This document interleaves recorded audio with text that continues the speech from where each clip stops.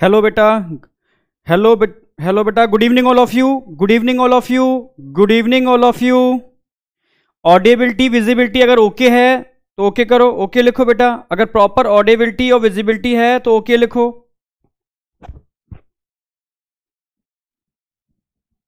Good evening all of you बेटा, good evening all of you. Audibility visibility अगर proper है तो बताओ ओके। ठीक है, ओके ओके ओके, करते हैं स्टार्ट।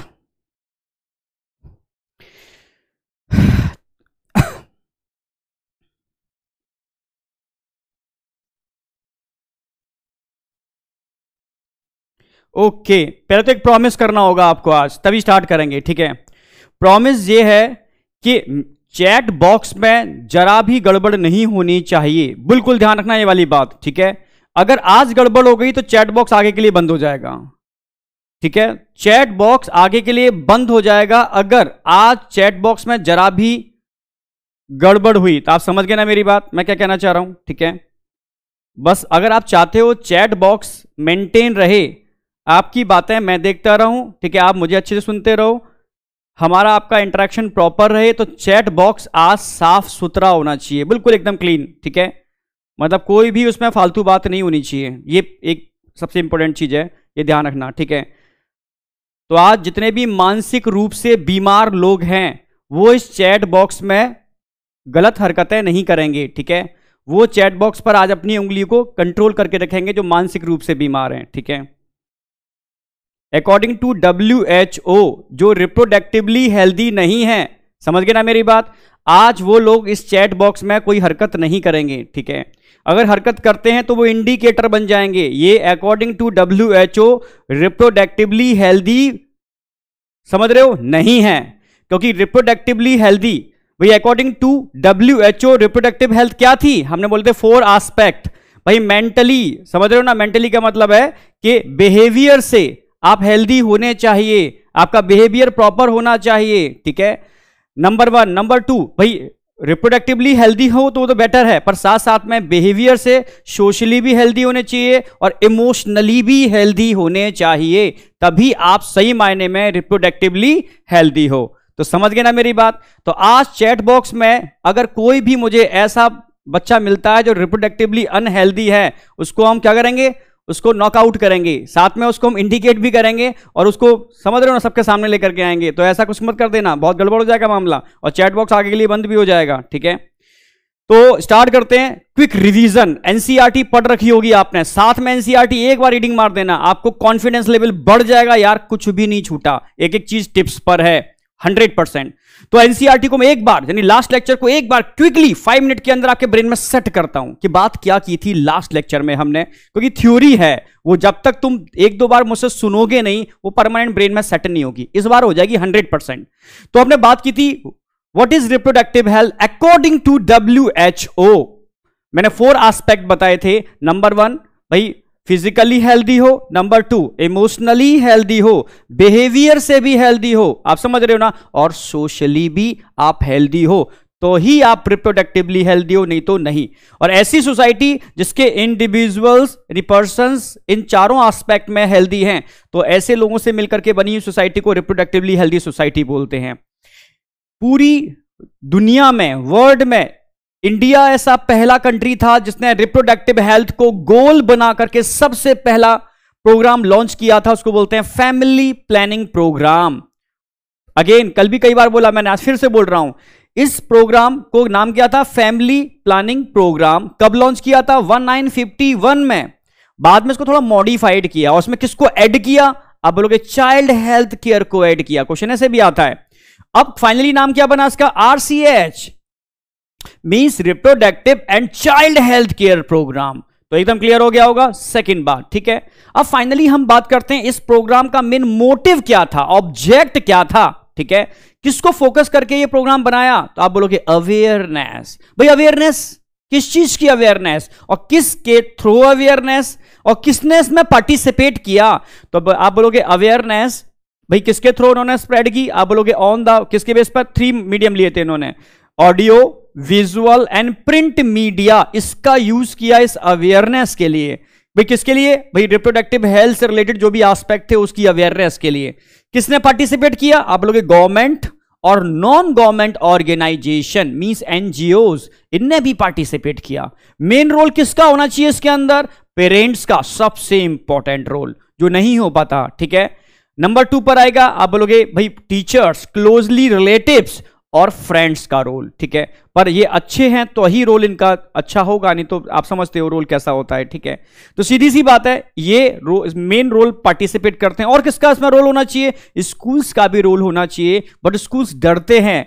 ठीक है, क्योंकि बच्चे भी कभी ना कभी तो स्टार्ट करना पड़ेगा। ठीक है, इनिशियल फेज में, क्योंकि अब जो हम स्टार्ट कर रहे हैं आपको, वो आप भी किस एज पे निकल चुके हो? क्रॉस कर चुके हो 11th 12th वाली एज आप क्रॉस कर चुके हो। उसके बाद आप 11th या 12th में आते हो, तब जाकर के आप इस चीज को पढ़ते हो।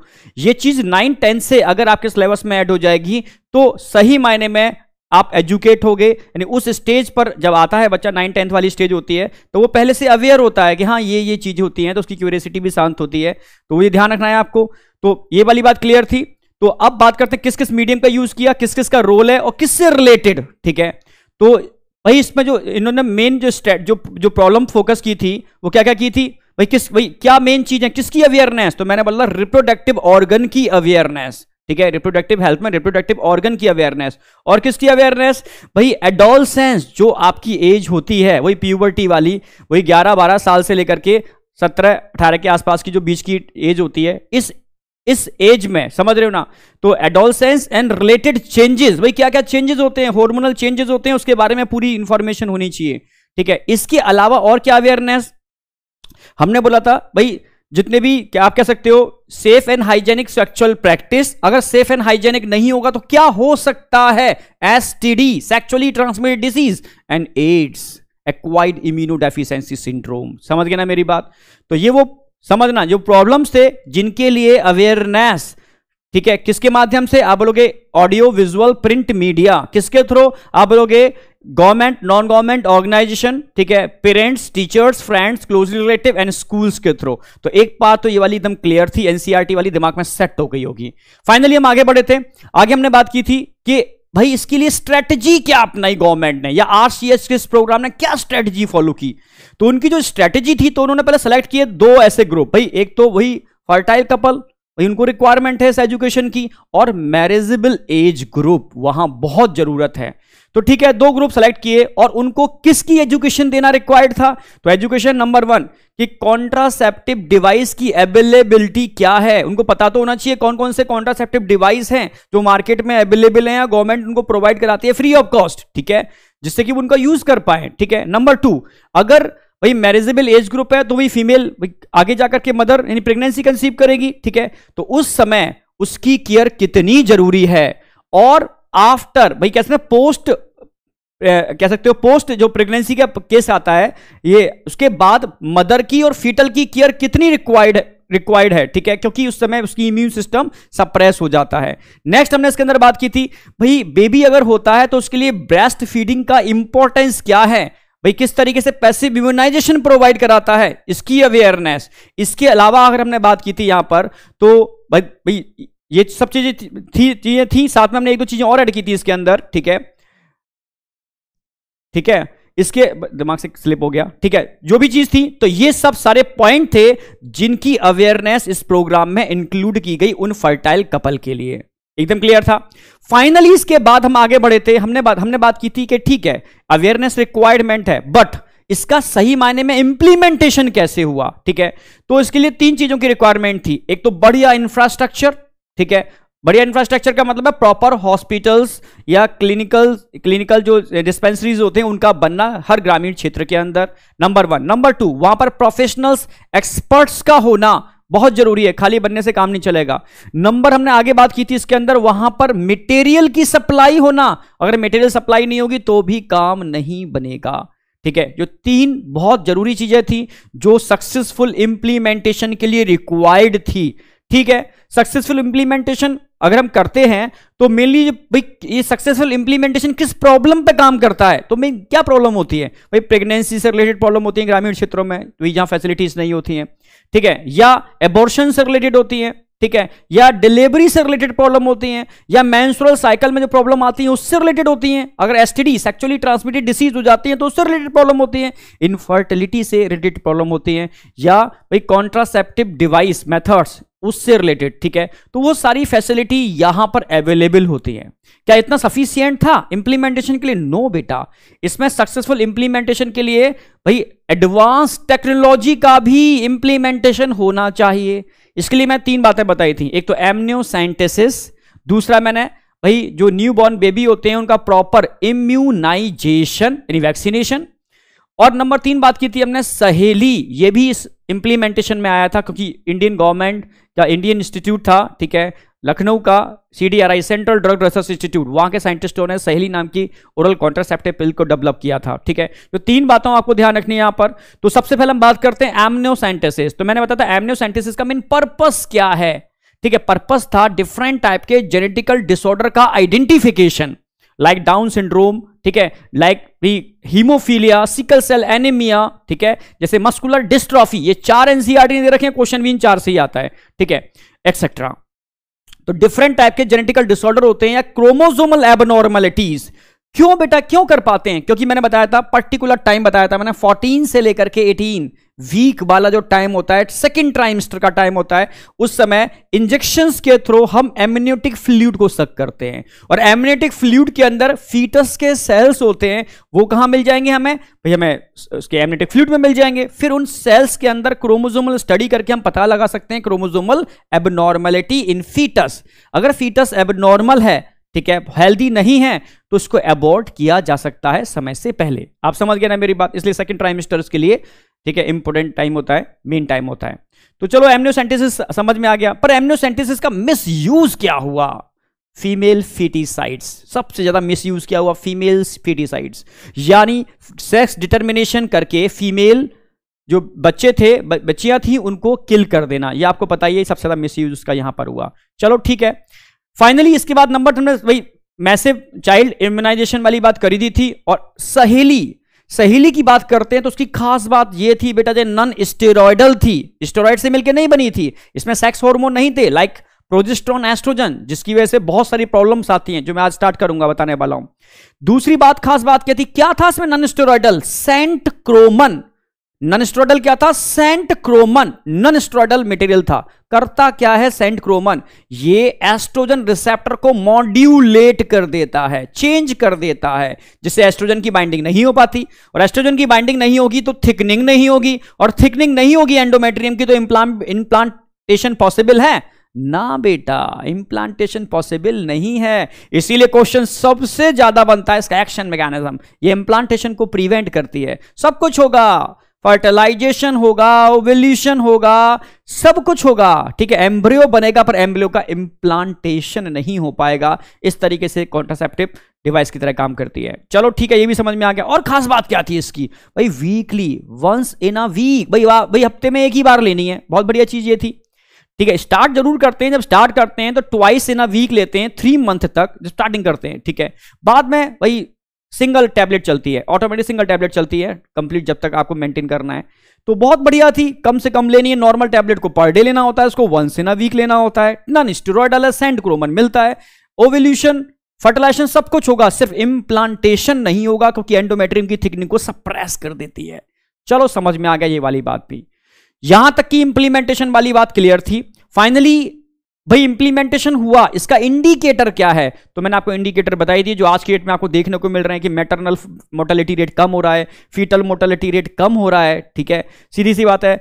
जितनी भी जो डिलीवरी हो रही है, कहीं ना कहीं मेडिकल मेडिकल फैसिलिटी उनको दी जा रही है सारी के सारी, यानी जितने भी, अब आज की डेट में एसटीडी बड़ा कॉमन हो गया, सेक्सुअली ट्रांसमिटेड डिजीज कॉमन है, पर उसका ट्रीटमेंट भी बड़ा कॉमन है, ठीक है, उसके प्रॉपर इलाज भी हैं, समय से पहले प्रॉपर टेस्ट भी किए जाते हैं, सब कुछ है। तो ये सब इंडिकेटर हैं कि इसका प्रॉपर इंप्लीमेंटेशन हो रहा है। और स्मॉल फैमिली यानी हम दो हमारे दो वाला कंसेप्ट भी अप्लाई हो रहा है। तो ये इंडिकेटर है कि हाँ भाई इसका सक्सेसफुल इंप्लीमेंटेशन हो रहा है। यहां तक मैंने आपके ब्रेन में एकदम सेट किया था पूरा चैप्टर, फिर से अगेन लाइन टू लाइन मैंने आपको दिमाग में सेट कर दिया। अब बताओ यहां तक किसी को कोई डाउट है? हाँ बेटा, मैरिजेबल एज ध्यान रखनी है, फीमेल के केस में 18 और मेल के केस में 21। ठीक है, तो फीमेल के केस में 18, मेल के केस में 21। कम से कम इतनी होनी चाहिए, इससे पहले मैरिज नहीं होनी चाहिए। आपने सुना होगा बालिका बधू, ठीक है, एक नाटक आता था बालिका बधू करके, उसमें छोटे बच्चों को ही बचपन में ही शादी कर दी जाती थी। ठीक है, फिर भाई छोटे पे शादी हो जाएगी, फिर उनकी प्यूबर्टी एज भी आ जाती थी, भाई 12-14 साल के आसपास भाई एज आ गई। फिर अगर वो साथ रहते हैं तो आप समझ रहे हो ना, तो प्रेगनेंसी के केस बढ़ सकते हैं, यानी 18-19 तक पहुंचेंगे तब तक तो 1-2 बेबी होने की प्रोबेबिलिटी बढ़ जाती थी। ठीक है, इस वजह से क्या होता था, कहीं ना कहीं समझ रहे हो, जनसंख्या बढ़ने में भी, एक्सप्लोजन में भी प्रॉब्लम थी। तो ये चीज, क्योंकि वो अवेयर नहीं थे, वो बच्चे थे, नादान थे, समझते ही नहीं थे कि हो क्या रहा है। ठीक है, तो इसीलिए गवर्नमेंट ने एक एज डिसाइड की 18 और 21। ये वो एज है जब इंसान मैच्योर हो जाता है, उसके अंदर समझदारी आ जाती है कि ऐसा होगा तो इसका परिणाम क्या होगा। ठीक है, उसको समझाया जा सकता है, क्योंकि वो टीनेजर वाली एज क्रॉस कर जाता है। भाई जो भी गड़बड़ एज होती है वो 11 से लेकर के 18 के बीच में होती है, जहां सबसे ज्यादा गड़बड़ होने की प्रोबेबिलिटी रहती है, क्योंकि इमेच्योरिटी होती है, क्यूरियोसिटी बहुत ज्यादा होती है। जितने भी ड्रग, चरस, गांजा, अफीम, स्मोकिंग एटसेट्रा, टोबैको, जितनी भी लत लगती है वो इसी एज में लगती है। तो ये एज अगर कोई सही सलामत क्रॉस कर गया तो बस फिर कोई उसका कुछ नहीं बिगाड़ सकता। ठीक है, क्योंकि उसमें मैच्योरिटी आ जाती है। इसलिए फीमेल के केस में 18, मेल के केस में 21। ये भी इसलिए कहा क्योंकि फीमेल में मैच्योरिटी थोड़ी पहले आती है कंपैरेटिव मेल। ठीक है, तो समझ रहे हो ना, मेंटली मैच्योरिटी भी और सेक्सुअली मैच्योरिटी भी। ठीक है, तो यहां तक की बात समझ में आ गई होगी, यहां तक कोई डाउट नहीं होगा। ठीक है, तो आगे स्टार्ट करते हैं। ओके, नहीं, कोई डाउट नहीं है। ठीक है, सहेली को अभी कॉन्ट्रासेप्टिव पिल्स में भी डिस्कस करेंगे। ठीक है, अब स्टार्ट करते हैं। आज हमारा नया टॉपिक स्टार्ट होता है पॉपुलेशन एक्सप्लोजन। बिल्कुल खतरनाक, ठीक है, बिल्कुल एक रियल घटना। जब फर्स्ट टाइम, ठीक है भाई, हम जो रहते थे एक छोटी सी जगह है आगरा, ठीक है, वहां से मतलब पता ही नहीं था कि शायद 2001 की बात होगी, तभी जनगणना, सेंसस जिसे बोलते हैं, वो चल रही थी। मैं बिल्कुल रियल घटना बता रहा हूं कि मेरा मित्र भी मेरे साथ था।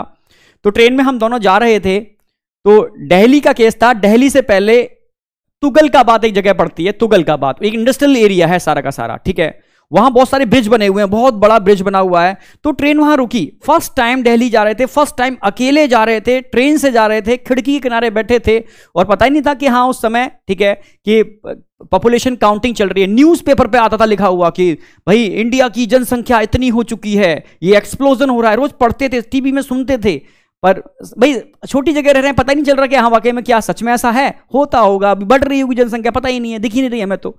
पर जैसे ही हम तुगलकाबाद स्टेशन पर रुके, सुबह 10 बजे का टाइम था, ट्रेन रुकी, तो देखा जितने भी ब्रिज थे वहां पर इंसान भरे हुए थे, क्योंकि वही इंडस्ट्रियल एरिया था, सारे मजदूर वहां पर आ रहे थे, जा रहे थे। तो ब्रिज ऐसे भरे हुए थे मधुमक्खी का छत्ता, बस। अरे बाप रे, लगा वैसे झांक के देखा, सही कह रहे हैं न्यूज वाले, सही कह रहे हैं टीवी वाले, जनसंख्या बढ़ गई, एक्सप्लोजन हो रहा है भाई, यहां तो दिख रहा है explosion.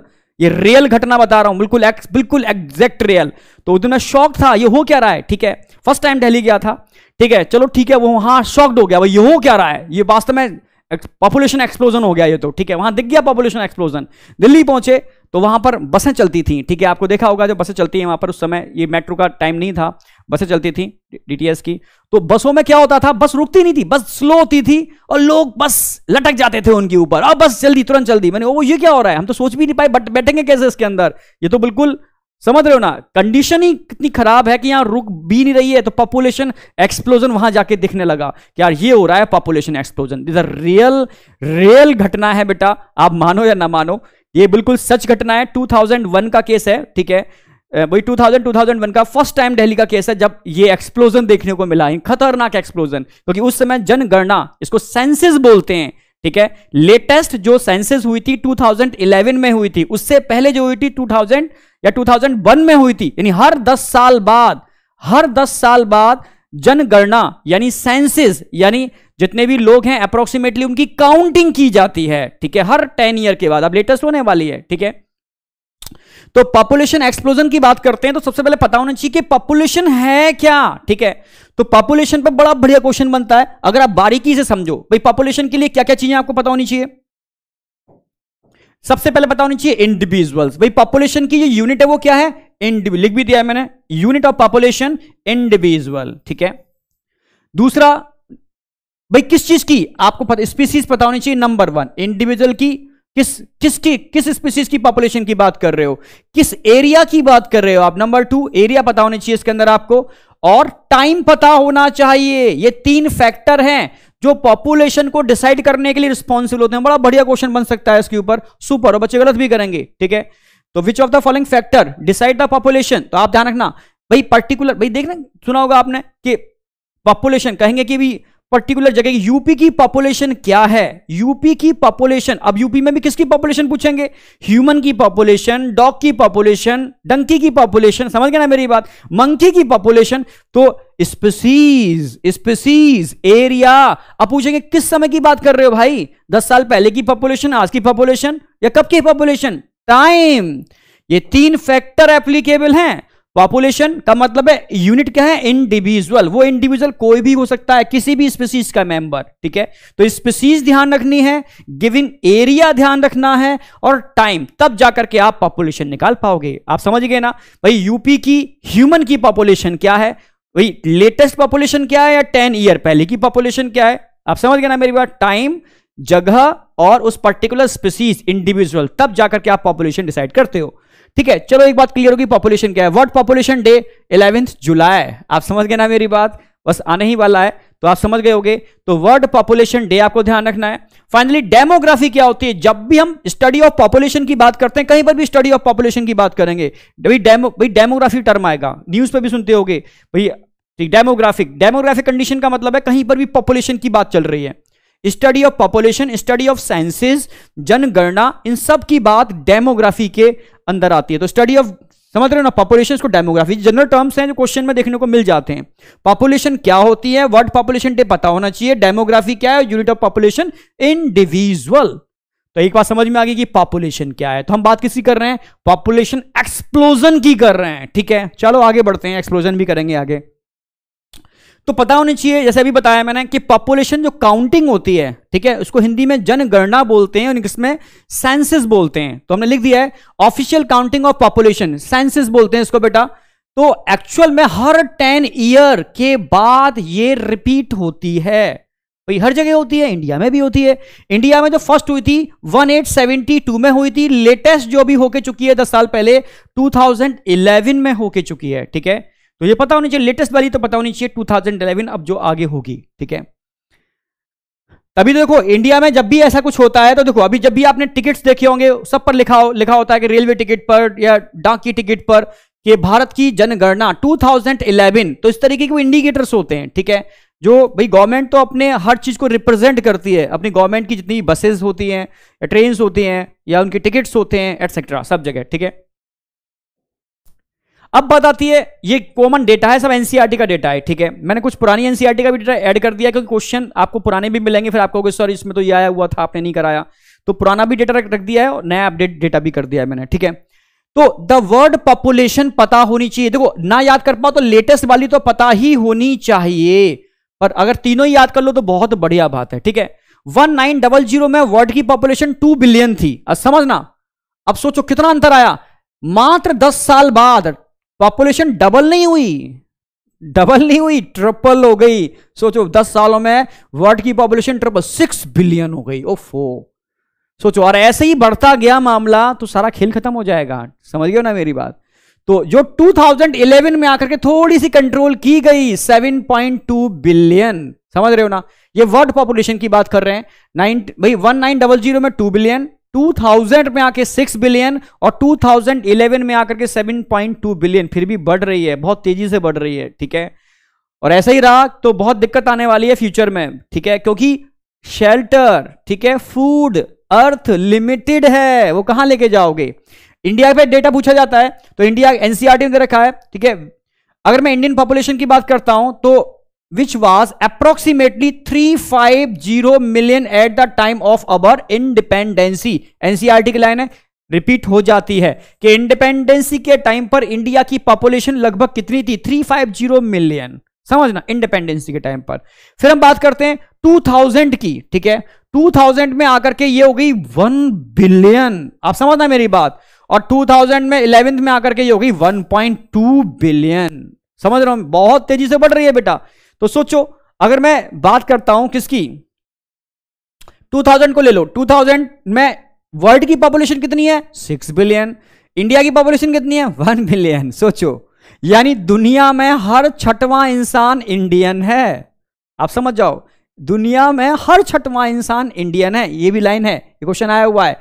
Ratio of bird and India 6:1 का रेशियो है अकॉर्डिंग टू। अब ये क्वेश्चन आया हुआ है, बच्चा ये तो याद रख लेता है कि बर्ड में हर 6% इंडियन है, ये याद रखता है, पर अकॉर्डिंग टू किस सेंसस की बात कर रहे हैं, ये मैंने ऐड कर दिया। इस पर क्वेश्चन आया, मैक्सिमम बच्चे गलत करके आए थे क्योंकि वो ये भूल गए कि ये वाली बात किसके हिसाब से की गई है। अकॉर्डिंग टू 2001 सेंसस के हिसाब से हर ratio of world Indian population, ठीक है, every 6% in the world is an Indian. ये क्वेश्चन आया हुआ था, बहुत बच्चों ने गलत भी किया है कि, तो समझ में आया होगा। वही वर्ल्ड की पॉपुलेशन 1900 में याद कर सकते हो तो कर लेना, जरूरत नहीं है, नहीं पूछा जाएगा। 2000 में 6 बिलियन थी, ये याद कर लेना, और 2011 में 7.2 बिलियन हो गई। इंडिया की इंडिपेंडेंसी के टाइम पर भी एनसीईआरटी में रखी है, ठीक है, या को याद रखना पड़ेगी। और 2000 में आकर के ध्यान रखना 1 बिलियन, और 2011 में आकर के 1.2 बिलियन हो गई। अकॉर्डिंग टू 2001 अगर रेशियो देखोगे तो every 6% in the world is an Indian. समझ गए ना मेरी बात। तो सोचो, इंडियन सब जगह है, ठीक है। तो ये डेटा आपको याद रखना ही पड़ेगा, हो जाएगा आपको याद। इतनी बार आप डिस्कस कर लेंगे आपसे, आप याद ही कर लोगे। अगली बार फिर डिस्कस करेंगे इसको, देखो नेक्स्ट क्लास के अंदर। आप सुनो, ये ओल्ड एनसीईआरटी का डेटा है, न्यू एनसीईआरटी का डेटा है, क्वेश्चन दोनों पर मिलेंगे आपको, ठीक है। अगर अकॉर्डिंग टू 2001 सेंसस की बात करते हैं तो पुरानी वाली एनसीईआरटी में 2001 सेंसस का जिक्र किया था, नई वाली एनसीईआरटी ने 2011 सेंसस का जिक्र किया है। अकॉर्डिंग टू 2001 सेंसस अगर देखा जाए तो द पॉपुलेशन ग्रोथ रेट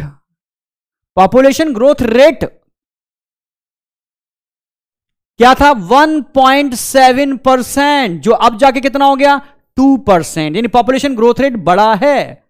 2000 तो दिख रहा है बड़ा है। अच्छा, पॉपुलेशन ग्रोथ रेट कैसे निकालोगे, मतलब समझना, हर एक साल के अंदर 1000 इंडिविजुअल में 17 इंडिविजुअल इंक्रीज हुए हैं।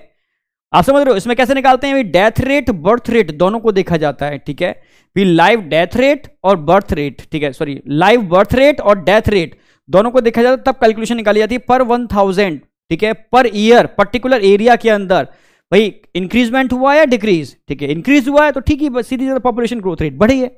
तो पॉपुलेशन ग्रोथ रेट जो है 1.7% थी, पर अकॉर्डिंग टू 2011, ठीक है, एक साल में 1000 में अप्रोक्सीमेटली 20% बढ़े हैं। तो आप बोल सकते हो यहां पर 2% के आसपास, लगभग 2% के आसपास पॉपुलेशन ग्रोथ रेट बढ़ी है, ठीक है, मतलब इंक्रीज हो गई, 1.7 से 2% हो गई, यानी ये इंक्रीजमेंट हुआ है। तो दोनों ही पर क्वेश्चन आएगा बेटा। तो 2-4 बातें ध्यान रखनी है आपको। इंडिपेंडेंसी के टाइम पर इंडिया की पॉपुलेशन, ठीक है, 2001 में इंडिया की पॉपुलेशन और 2011 में इंडिया की पॉपुलेशन, ठीक है, एकदम जंप की है 6 बिलियन से 7.2 बिलियन, ठीक है, ये ध्यान रखना है आपको, इस पे क्वेश्चन आता है। According to 2001 census population growth rate कितना परसेंट थी, 1.7, और अकॉर्डिंग टू 2011 सेंसस आप बोलोगे ग्रोथ रेट कितनी है, आप बोलोगे यहां पर अप्रोक्सीमेटली 2% के आसपास, यानी लेस देन 2% या लगभग 2% के आसपास, ठीक है। तो ये वाली बात तो क्लियर हो गई होगी, ओके।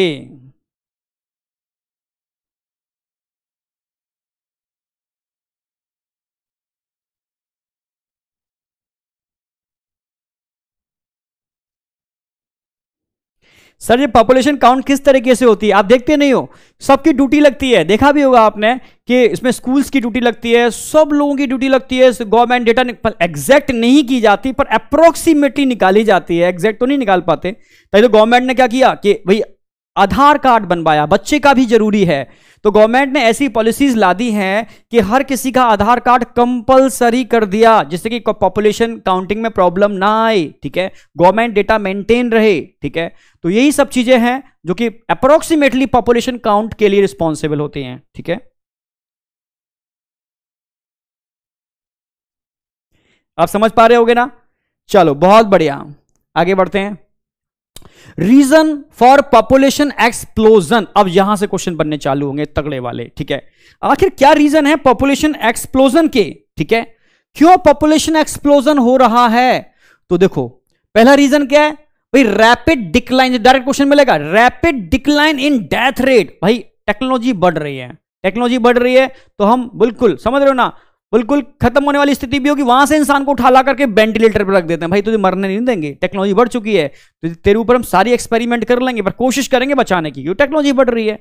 तो डेथ रेट कम हो रही है क्योंकि टेक्नोलॉजी बढ़ रही है। आप समझ गए ना मेरी बात? तभी तो कहता हूं चाइना की टेक्नोलॉजी हमसे भी ज्यादा है, वहां पर इस टेक्नोलॉजी की वजह से जो ओल्ड एज पर्सन है उनकी पॉपुलेशन बढ़ गई है। इसीलिए तो कहते हैं कि भाई देखा होगा मोदी जी के भाषण में सुना होगा, भाई हमारा इंडिया तो यंग है, समझ रहे हो ना, यंग का मतलब क्योंकि इंडिया के अंदर टेक्नोलॉजी कंपेटिटिव उतनी नहीं है, यहां बूढ़ों पर ध्यान नहीं देते लोग, ठीक है, और समझ रहे हो ना, तो यहां पर ओल्ड एज पर इंसान जल्दी ही निकल जाता है। ग्रामीण क्षेत्रों में तो देखा होगा कि लोग कहते हैं, मैंने सुना है कि इस बार ठंडी बहुत तगड़ी पड़ गई तो ठीक है इतने लोग निकल जाएंगे, क्योंकि मैक्सिमम क्या है ग्रामीण क्षेत्र में देखा होगा आपने, लोग के घर के अंदर नहीं सोते, वो हमेशा खुले में सोते हैं, ठीक है, खुले में पेड़ के नीचे खाट डाल के सोते हैं, कितना भी ठंड पड़े। तो जब बहुत ज्यादा ठंड पड़ती है तो डेथ रेट बढ़ जाती है, ठीक है, तो ये कंसेप्ट सीधी सी बात, ठीक है। तो डेथ रेट डिक्लाइन हुई है जो इंडिकेटर है कि पॉपुलेशन एक्सप्लोजन का, ठीक है। भाई पहले मैंने बताया था फीटल और मैटरनल मोर्टेलिटी रेट ज्यादा था क्योंकि टेक्नोलॉजी नहीं थी, आरसीएच जैसे प्रोग्राम प्रॉपर तरीके से वर्क नहीं कर रहे थे। अब तो बहुत अच्छी तरीके से इंप्लीमेंटेशन हो रहा है, यानी फीटल और मैटरनल मोर्टेलिटी रेट भी क्या हुई है, डिक्लाइन हुई है, ठीक है। भाई मैटरनल मोर्टेलिटी रेट और इन्फेंट मोर्टेलिटी रेट में डिक्लाइन हुआ है, तभी तो पॉपुलेशन तेजी से बढ़ी है। तो पॉपुलेशन बढ़ने के लिए ध्यान रखना है आपको, किस किस चीज का डिक्लाइन हुआ है, भाई डेथ रेट कम हुई है, मैटरनल मोर्टेलिटी रेट कम हुई है और इन्फेंट मोर्टेलिटी रेट भी कम हुई है, क्योंकि टेक्नोलॉजी बढ़ी है, प्रॉपर इंप्लीमेंटेशन हुए हैं उस वजह से, ठीक है। चलो ये वाली बात क्लियर है। अब दूसरा केस क्या है, increase in number of people in reproductive as. अब रिप्रोडक्टिव एज पता होनी चाहिए, रिप्रोडक्टिव एज क्या होती है, ठीक है। भाई रिप्रोडक्टिव एज के लोगों का नंबर बढ़ा है, ठीक है, नंबर बढ़ने से रिप्रोडक्टिव एज समझते हो, रिप्रोडक्टिव एज का मतलब है वही प्यूबर्टी से लेकर के वही 45 के बीच की जो एज है, उसमें भी अगर फीमेल का नंबर ज्यादा है तो और अलार्मिंग कंडीशन होती है, क्योंकि बेबी को कंसीव करने के लिए फीमेल रिस्पॉन्सिबल होती है, ठीक है। किसी भी पॉपुलेशन के अंदर अगर रिप्रोडक्टिव एज के लोग ज्यादा हैं और इंडिया में वही ज्यादा हैं, ठीक है, तो समझ रहे हो पॉपुलेशन एक्सप्लोजन का इंडिकेटर है ये, ठीक है। उसमें भी अगर फीमेल की काउंट ज्यादा है तो वो और रेड इंडिकेटर हो गया, क्योंकि फीमेल ही बर्थ बेबी को कंसीव करने के लिए रिस्पॉन्सिबल होती है। ये बहुत इंपॉर्टेंट लाइन है, ध्यान रखना, दोनों लाइन समझना कि reason for population explosion rapid decline in death rate, maternal mortality rate, infant mortality rate and increase in number of people in reproductive age. Reproductive age के लोग अगर बढ़ जाएंगे, उसमें भी अगर फीमेल बढ़ जाएंगे तो ये अलार्मिंग कंडीशन है, ठीक है। नेक्स्ट अगर हम बात करते हैं पॉपुलेशन ग्रोथ रेट किस पर डिपेंड करती है, वो कौन कौन से फैक्टर हैं जो पॉपुलेशन ग्रोथ रेट को इंडिकेट करते हैं, ठीक है। ग्रोथ रेट समझ रहे हो ना, पॉपुलेशन ग्रोथ रेट कि मतलब number of people particular area के अंदर पर ईयर के अंदर कितने बढ़ रहे हैं, ठीक है।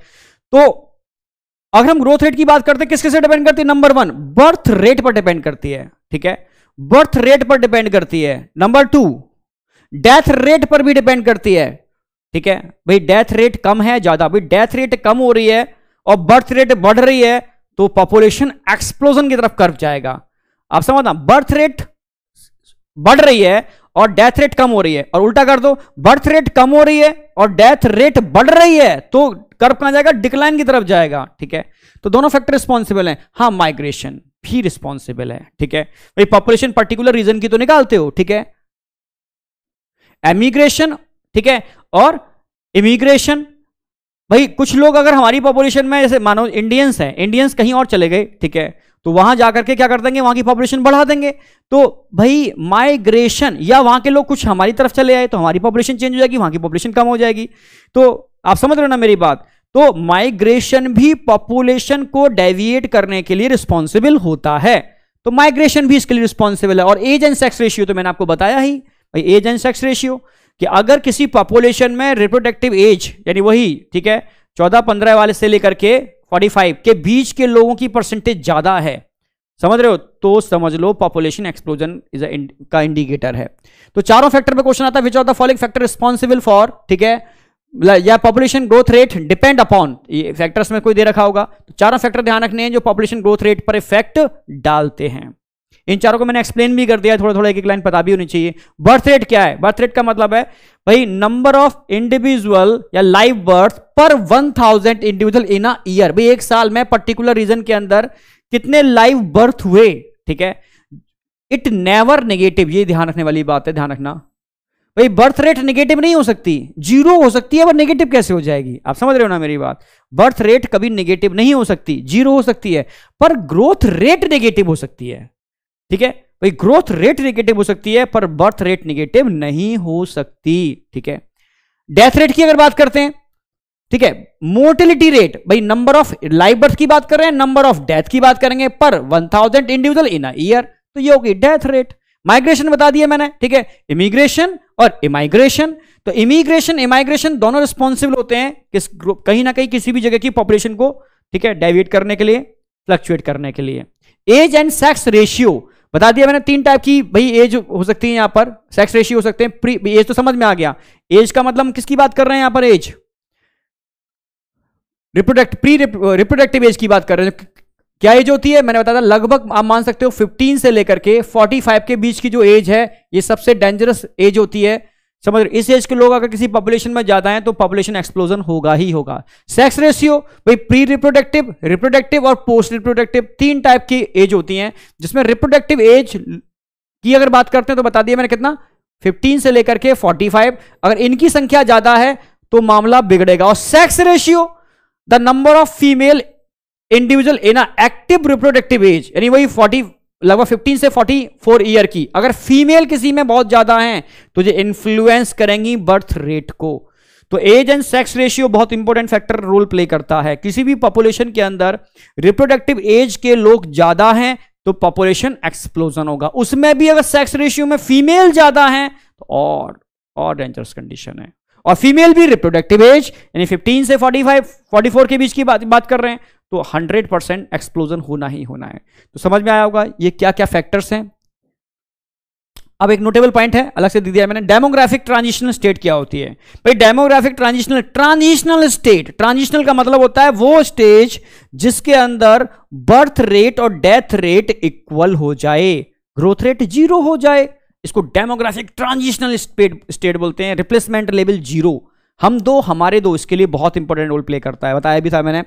तो डेमोग्राफिक ट्रांजिशनल का मतलब है 0 पॉपुलेशन ग्रोथ, यानी birth rate equal to death rate. भाई हम दो हमारे दो, हम खत्म होंगे तो हमारे 2 मेंटेन रहेंगे, फिर इनके भी 2, समझ रहे हो ना?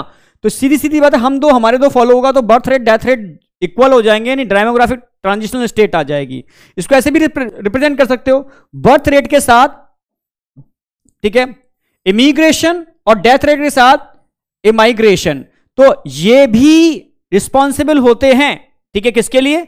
एक ही बात है भाई, इसकी वजह से भी क्या होगा भाई, बर्थ रेट और लोग आ गए तो पॉपुलेशन बढ़ेगी, डेथ रेट और लोग जा रहे हैं, अगर ये दोनों चीज बराबर हो जाएंगी तो भी डेमोग्राफिक ट्रांजिशनल स्टेट आ जाएगी बेटा, पॉपुलेशन ग्रोथ रेट 0 हो जाएगी, ठीक है, और रिप्लेसमेंट लेवल 0 हो जाएगा, ठीक है। मैंने ग्रोथ रेट क्यों समझा दिया है भाई, अगर बर्थ रेट ज्यादा होती है डेथ रेट से तो आप बोलोगे पॉजिटिव ग्रोथ रेट है, अगर बर्थ रेट कम होती है डेथ रेट से तो आप बोलोगे नेगेटिव ग्रोथ रेट है। ग्रोथ रेट नेगेटिव हो सकती है पर बर्थ रेट कभी भी नेगेटिव नहीं हो सकती। आप समझ गए ना मेरी बात? ग्रोथ रेट नेगेटिव हो सकती है, लिखा दिया नेगेटिव, पर बर्थ रेट कभी भी नेगेटिव नहीं होती, 0 हो सकती है, नेगेटिव नहीं हो सकती, हमने पहले ही बोला था।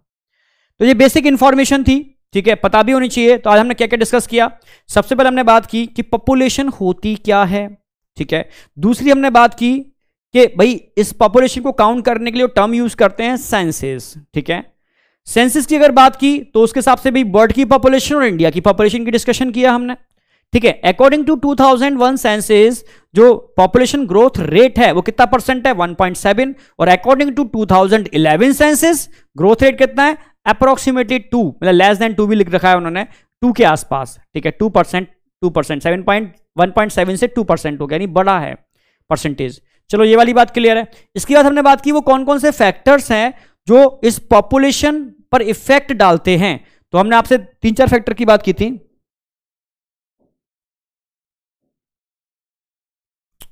रैपिड, अच्छा, reason for population explosion, reason क्या है, रीजन की भी बात की थी। रीजन के अंदर हमने बात की थी कि अगर rapid decline in death rate कम हो जाए, ठीक है, मैटरनल मोर्टेलिटी रेट, ठीक है, कम हो जाए, इन्फेंट मोर्टेलिटी रेट कम हो जाए, ठीक है, तो ये इंडिकेटर है पॉपुलेशन एक्सप्लोजन का। और किसी भी पॉपुलेशन में रिप्रोडक्टिव एज के लोग बढ़ जाएं तो अगेन पॉपुलेशन एक्सप्लोजन होना ही होना है, ठीक है। दूसरा हमने बात की थी पॉपुलेशन ग्रोथ रेट किस पर डिपेंड करती है भाई, 4 फैक्टर हैं, बर्थ रेट पे भी करती है, डेथ रेट पर भी करती है, माइग्रेशन पर भी करती है, और एज और सेक्स रेशियो पर भी करती है। इस पर क्वेश्चन आता है, इसको समझाने के लिए एक लाइन मैंने ऐड कर दी है, ठीक है, वो पता होना चाहिए, ओनली फॉर नॉलेज।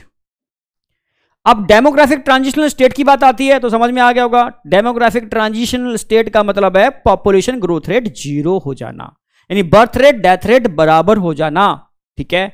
मैंने बताया ग्रोथ रेट नेगेटिव हो सकती है, बर्थ रेट नेगेटिव नहीं हो सकती, ठीक है। तो पॉजिटिव ग्रोथ रेट बढ़ना, नेगेटिव ग्रोथ रेट का मतलब है पॉपुलेशन का घटना। तो यहां तक एकदम क्लियर होगा, आगे बढ़ते हैं। अब एनसीईआरटी में एक पैरा और दे रखा है लास्ट में, इसको भी थोड़ा डिस्कस कर लेते हैं, क्योंकि हम दो हमारे दो बहुत समय से बोलते आ रहे हैं। आप कहोगे सर एनसीईआरटी में कहां दे रखा है हम दो हमारे दो, देखो यहां दे रखा है। इसको रिप्रेजेंट करने के लिए आपने देखा होगा जगह जगह जो गवर्नमेंट क्लिनिक्स होते हैं वहां इस तरीके के पोस्टर्स लगे होते हैं, हम दो हमारे दो। भाई जो बहुत सारे टिकट्स आते हैं, गवर्नमेंट के टिकट्स आते हैं, देखे होंगे जो आप लेटर पोस्ट करते हो उस पर लगाते हो, तो उस पर भी सिंबल बने होते हैं, हम दो हमारे दो, जो इस आरसीएस प्रोग्राम में आते हैं, यानी ये इंडिकेटर है। जगह जगह आपने जो गवर्नमेंट क्लिनिक्स होते हैं इस तरीके से आपने लगे देखे होंगे, हम दो हमारे दो। ये गवर्नमेंट प्रमोट कर रही है स्मॉल फैमिली प्लानिंग प्रोग्राम के अंदर। आप समझ रहे हो कि अगर हम दो हमारे दो हैं, रिप्लेसमेंट लेवल 0 रहेगा, पॉपुलेशन मेंटेन रहेगी और बच्चों की बेटर केयर होगी, और ऐसा होगा तो नो डाउट कि उस कंट्री की ग्रोथ भी बहुत सुपर होती है, जहां पर सुपर ब्रेन डेवलप होते हैं। और ब्रेन तब डेवलप होता है जब पेरेंट्स प्रॉपर पेरेंटिंग करते हैं, और पेरेंटिंग तभी पॉसिबल है जब स्मॉल फैमिली एप्लीकेबल होगी। तो ये जब ऐसा हो जाएगा जिस कंट्री के अंदर, तो वहां ग्रोथ सुपर लेवल पर होनी है, ये सीधा फैक्ट है, ठीक है। चलो भाई ये बस जनरल बात है कि मोटिव भाई क्या the most important step to, ठीक है, ओवरकम दिस प्रॉब्लम, भाई क्या है, मोटिवेट कर रहे हैं स्मॉल फैमिली प्लानिंग प्रोग्राम को, ठीक है, और कॉन्ट्रासेप्टिव मेथड को। गवर्नमेंट जगह जगह स्लोगन दे रही है, बिल पर पोस्टर पर सबका लगाती है, हम दो हमारे दो, वी टू अवर टू, ठीक है, ये एक मोटिवेशन के लिए गवर्नमेंट ने प्रोग्राम लॉन्च कर रखे हैं। इसके अलावा गवर्नमेंट कहती है कि भाई जितने भी, समझना भाई, many couple mostly the young और अर्बन वर्किंग, उनको कम से कम 1 चाइल्ड एडॉप्टेशन नॉर्म्स को फॉलो करना चाहिए। भाई क्या जरूरत है, ठीक है, बच्चे पैदा करो, एक चाइल्ड को एडॉप्ट कर लो ना। बहुत सारे चाइल्ड ऐसे हैं जिनके पेरेंट्स ही नहीं है, ठीक है, अगर ऐसे चाइल्ड को आप एडॉप्ट करते हो तो भाई कम से कम एक चाइल्ड को तो एडॉप्ट करो। तो ये नॉर्म्स भी गवर्नमेंट चाहती है, ठीक है, होना चाहिए, जिसकी वजह से कहीं ना कहीं पॉपुलेशन कंट्रोल में होगी। और बताया था मैंने कि, ठीक है, स्टैट्यूटरी मतलब संवैधानिक रूप से क्या ये होना चाहिए कि मैरिजेबल एज क्या है, लड़की के लिए 18 और लड़के के लिए 21 ईयर, ये जरूरी है। क्योंकि मैंने बताया भी था, सभी लोगों ने देखा होगा बालिका बधू, एक कोई सीरियल आता था एक टाइम पर, उसमें पूरा कंसेप्ट दिखाया गया है, ठीक है, कि किस तरीके से बच्चों की मतलब बचपन में ही मैरिज हो जाती थी और क्या क्या कंडीशंस होती थी उनके साथ, तो उसको अच्छे से रिप्रेजेंट किया है, ठीक है। तो बालिका बधू में यही चीज दिखाई गई है, तो उसी को रिप्रेजेंट करने के लिए गवर्नमेंट ने भाई कहा कि भाई आप समझ रहे हो ना कि फीमेल की 18 और मेल की 21 मैरिजेबल एज। और गवर्नमेंट किसको प्रमोट कर रही है, different types of contraceptive method, इसका अभी ऐड करती है गवर्नमेंट कि इनको यूज करेंगे तो पॉपुलेशन कंट्रोल होगी। तो बेसिक समझ में आया। अब हम मेन कंसेप्ट पर आ रहे हैं, भाई कॉन्ट्रासेप्टिव मेथड्स क्या हैं, ठीक है, जो आज सारे कंसेप्चुअल हैं, समझने होंगे। तो कॉन्ट्रासेप्शन मेथड क्या क्या है, हम क्या क्या यूज कर सकते हैं, ठीक है। भाई यहां 2 तरीके के मेथड पढ़ाने वाला हूं आपको, एक टेम्परेरी मेथड और एक परमानेंट मेथड, ठीक है। परमानेंट मेथड में हम 2 ही मेथड पढ़ाएंगे आपको, vasectomy and tubectomy. Vas deferens को कट करना, टॉमी टर्म हमने लगाया कट करने के लिए, ठीक है। जैसे हिस्ट्रेक्टोमी, यूट्रस को हिस्ट्रा बोलते हैं, टॉमी मतलब निकाल देना, ठीक है। ऐसे ही हम टर्म यूज करेंगे। वासेक्टोमी, वास डिफरेंस को कट करके अलग कर देना पार्ट को, वासेक्टोमी। ट्यूबेक्टोमी, फैलोपियन ट्यूब को कट कर देना, ठीक है। तो ये परमानेंट मेथड है बेटा, जिनकी रिवर्सिबिलिटी बहुत कम है, इसलिए इनको स्टेरिलिटी मेथड भी बोलते हैं, ठीक है। जब किसी के 2 बच्चे हो जाते हैं तो गवर्नमेंट उसको प्रमोट करती है कि भाई ये परमानेंट मेथड करा लो, ठीक है। तो फ्री ऑफ कॉस्ट होती है गवर्नमेंट के अंदर, और गवर्नमेंट कुछ ना कुछ उसको प्राइस भी देती है, कुछ टाइप का कुछ भी है गवर्नमेंट प्रोग्राम में, ठीक है, परमानेंट मेथड के लिए। और इसके अलावा जितने भी मेथड बताऊंगा ऑल आर टेम्परेरी। टेम्परेरी से मतलब समझ रहे हो ना मेरी बात, कि वो परमानेंट नहीं है, वो एक तरीके से रिवर्सेबल है। भाई करो, यूज करोगे तो भाई मेंटेन रहेगी, यूज नहीं करोगे तो अगेन बच्चा बेबी कंसीव हो सकता है, ठीक है। तो इन सारे मेथड को हमने 2 पार्ट में डिवाइड किया है, टेम्परेरी एंड परमानेंट। तो परमानेंट हम आगे पढ़ेंगे नेक्स्ट लेक्चर में, आज हम पढ़ने वाले हैं कैसे टेम्परेरी, ठीक है। अब टेम्परेरी को हमने डिवाइड किया यहां पर, ठीक है, natural method, barrier method, chemical method, आप समझ रहे हो, intra uterine device, oral contraceptive pills, injectable method, आप समझ रहे हो ना मेरी बात, और इम्प्लांट, ये हम पढ़ने वाले हैं टेम्परेरी के अंदर, और वैसेक्टोमी ट्यूबेक्टोमी पढ़ने वाले हैं परमानेंट के अंदर, ठीक है। तो इन सारे मेथड को पढ़ने से पहले एनसीईआरटी में पहले एक दे रखा है कि अगर हम बात करते हैं कॉन्ट्रासेप्टिव डिवाइस की, ठीक है, तो आइडियल कॉन्ट्रासेप्टिव का भाई क्या है, भाई क्या प्रॉपर्टी है, भाई क्या बोलोगे ये आइडियल है, तो ये इस पर क्वेश्चन बनता है, मैंने डिस्कशन में भी डाला है क्वेश्चन कि एक आइडियल कॉन्ट्रासेप्टिव क्या है। भाई आप बोलोगे भाई यूजर फ्रेंडली हो, इजीली अवेलेबल हो। भाई यूजर फ्रेंडली नहीं है और इजीली अवेलेबल नहीं है तो बेकार है, ठीक है, आइडियल कॉन्ट्रासेप्टिव नहीं है। फिर वो इफेक्टिव होनी चाहिए, ठीक है, ऐसा भी ना हो कि यूज कर रहे हैं और इफेक्टिव ही नहीं है। रिवर्सिबल होनी चाहिए, ठीक है, तो बढ़िया है कि भाई रिवर्सिबल है, दोबारा यूज कर सकते हैं। विद नो और लेस साइड इफेक्ट, भाई साइड इफेक्ट भी नहीं होने चाहिए, पर मैक्सिमम के केस में तो साइड इफेक्ट ही हैं, बताऊंगा आगे मैं, ठीक है।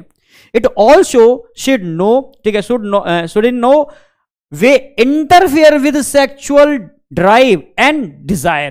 भाई ऐसा भी नहीं है, समझ रहे हो ना, कि सेक्सुअल डिजायर और ड्राइव में वो इंटरफियर करे, तो फिर काहे बात की, समझ रहे हो ना, कॉन्ट्रासेप्टिव मेथड तो वो बेकार है फिर वो। तो कुछ कंडीशंस एनसीईआरटी ने दे रखी हैं जो आपको पता होनी चाहिए, यूजर फ्रेंडली हो, इजीली अवेलेबल हो, ठीक है, जिसके साइड इफेक्ट कम से कम हो, इफेक्टिव हो, रिवर्सिबल हो, ठीक है, और सेक्सुअल ड्राइव में कोई हिंड्रेंस क्रिएट ना करे, तो वो आइडियल कॉन्ट्रासेप्टिव है। तो ये डायरेक्ट क्वेश्चन में सारे पॉइंट्स मैंने उस फॉर्म में लिखे हैं जिस फॉर्म में बोर्ड में सीधा क्वेश्चन मिलेगा आपको, बस ये लाइन है वो छाप देनी है आपको। मेडिकल में डायरेक्ट क्वेश्चन आपको इन्हीं पर मिलेंगे, मतलब पूरी एनसीईआरटी को तोड़ा है मैंने इस तरीके से कि आपके बोर्ड के क्वेश्चन छपे हुए मिलेंगे और नीट के क्वेश्चन छपे हुए मिलेंगे। आप लगा के देख लेना, बोर्ड के उठा के देख लो पुराने और नीट के उठा के देख लो, आपका क्वेश्चन आउट ही नहीं जाएगा जो एनसीईआरटी बेस्ड होगा। कुछ एडिशनल पॉइंट में कंसेप्चुअल बताऊंगा आगे जाकर के, ठीक है, बस अभी तो टोटल एनसीईआरटी लेके चल रहा हूं जो एनसीईआरटी के डायरेक्ट क्वेश्चन आते हैं।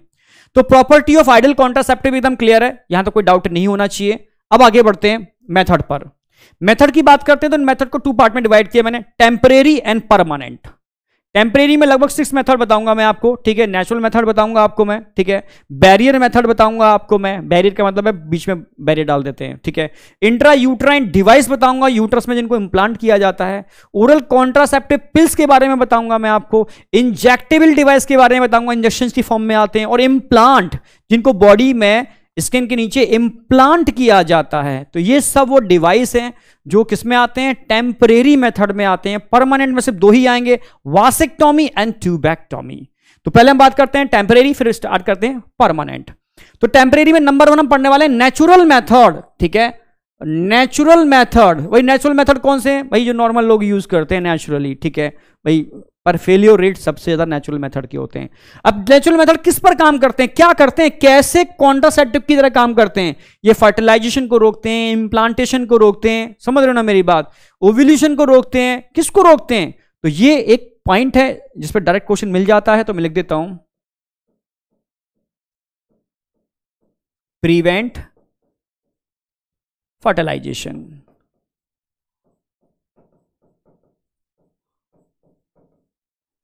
जितने भी नेचुरल मेथड होते हैं वो फर्टिलाइजेशन को रोकने का काम करते हैं, ठीक है, यानी क्या करते हैं, ये avoid chance of ovum and sperm mating, यानी स्पर्म और ओवम की मेटिंग को, मिलने को रोकते हैं, ठीक है।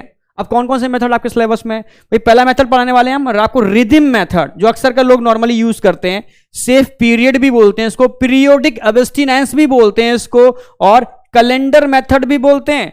कोई फीमेल्स अक्सर का कैलेंडर का यूज करते हैं, ठीक है, उस पर अपना भाई देखते हैं कि मेंस्ट्रुअल साइकिल इस दिन स्टार्ट हुई, क्रॉस कर देते हैं, इस दिन से इस दिन तक ये मेंस्ट्रुअल चल रहा है, आज मेंस्ट्रुअल खत्म हो गया तो इस दिन से इस दिन तक सेफ पीरियड है, उसके बाद क्रिटिकल पीरियड चालू हो जाएगा। भाई कब इंटरकोर होना चाहिए, कब नहीं होना, तो वही फीमेल से पुराना ढल रहा है, ठीक है। इसी को इसको बोलते हैं कैलेंडर मेथड या पीरियोडिक एब्स्टिनेंस, या ऐसे भी बोलते हैं सेफ पीरियड, या ऐसे भी बोलते हैं रिदम मेथड। तो पहले पता होना चाहिए एक सेफ पीरियड टर्म क्या है, क्या है सेफ पीरियड। तो कंसेप्ट पर आते हैं सीधे, पहले इसी को एक्सप्लेन करूंगा फिर आगे बढ़ेंगे।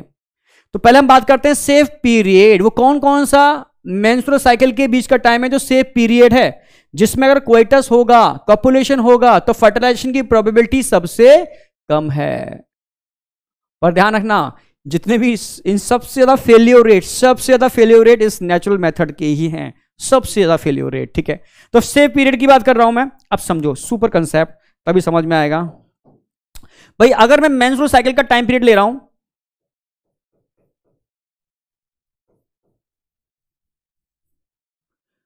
28 प्लस माइनस 2 डेज, एनसीईआरटी ने 28 29 कर दिया है, पर प्लस माइनस 2 डेज ऐसा स्टैंडर्ड बुक में लिखा हुआ है उसके हिसाब से। तो अगर हम इसको लेके चलते हैं, तो अगर स्टैंडर्ड वैल्यू है, आपको पता है ओव्यूलेशन किस दिन होता है, 14th डे, तो अब 14वें दिन से लेके चल रहे हैं।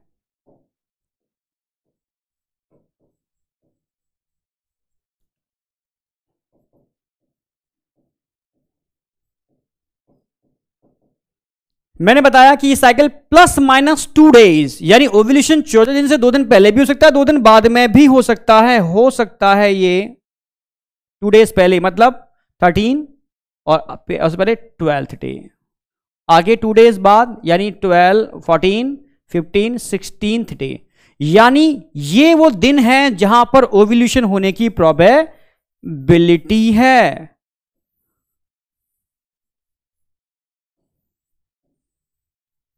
ये पता होना चाहिए पहले कि अकॉर्डिंग टू, अगर menstrual cycle 28 plus minus 2 days की है, तो ovulation standard value, middle value क्या होगी 14 से 2 डेज पहले और 14 के 2 डेज बाद ओव्यूलेशन हो सकता है। और ये तो वो टाइम है जहां तो फर्टिलाइजेशन होगा ही होगा, ठीक है, 100%। चलो ठीक है, ओव्यूलेशन का डे समझ में आ गया।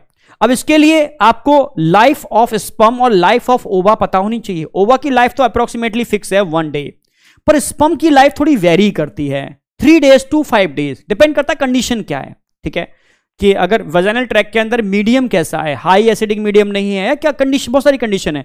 इजैकुलेशन बाहर हुआ तो लाइफ अलग होगी, इजैकुलेशन एल्कलाइन मीडियम में हुआ तो लाइफ अलग होगी, वजाइनल ट्रैक के अंदर एसिडिक मीडियम कंडीशन तो लाइफ अलग होगी। तो अप्रोक्सीमेटली 3 to 5 डेज होती है, पर स्टैंडर्ड वैल्यू हम 3 डेज लेके चलते हैं, क्योंकि 3 डेज वाला स्पर्म कैपेबल होगा फर्टिलाइजेशन के लिए। जितना ओल्ड हो जाएगा जिंदा तो होगा, पर फर्टिलाइजेशन कैपेबल नहीं होगा। तो फर्टिलाइजेशन की अगर बात करते हैं तो 3 डेज, ठीक है। तो ये चीज भी पता होनी चाहिए आपको, लाइफ ऑफ स्पर्म एंड ओवा, sperm after ejaculation in female track 3 days, 3 to 4 days कर देते हैं अप्रोक्सीमेटली। और अगर हम ओवा की बात करते हैं, ये फिक्स है, इसकी होगी 1 डे। चलो ठीक है, ये वाली बात भी क्लियर हो गई। अगर मान लो, ठीक है, मानना, अगर मान लो स्पर्म की एंट्री 10th डे हुई है, 10वां दिन है, 10वें दिन स्पर्म एंटर कर गया फीमेल ट्रैक के अंदर,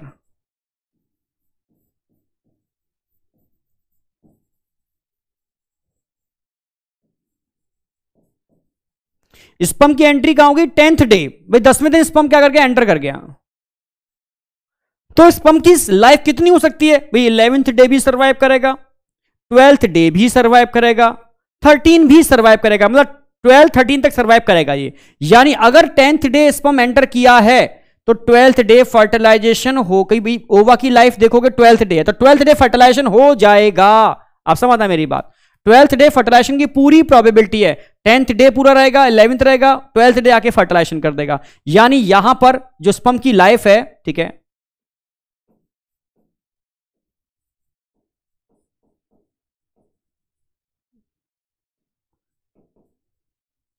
अगर 3 डेज लाइफ है स्पर्म की, तो 10वें दिन एंटर किया है, तो 12th डे क्या कर देगा वो, भाई ओव्यूलेशन 12th डे हो रहा है तो फर्टिलाइजेशन हो जाएगा। यहां पर क्या हो जाएगा, फर्टिलाइजेशन।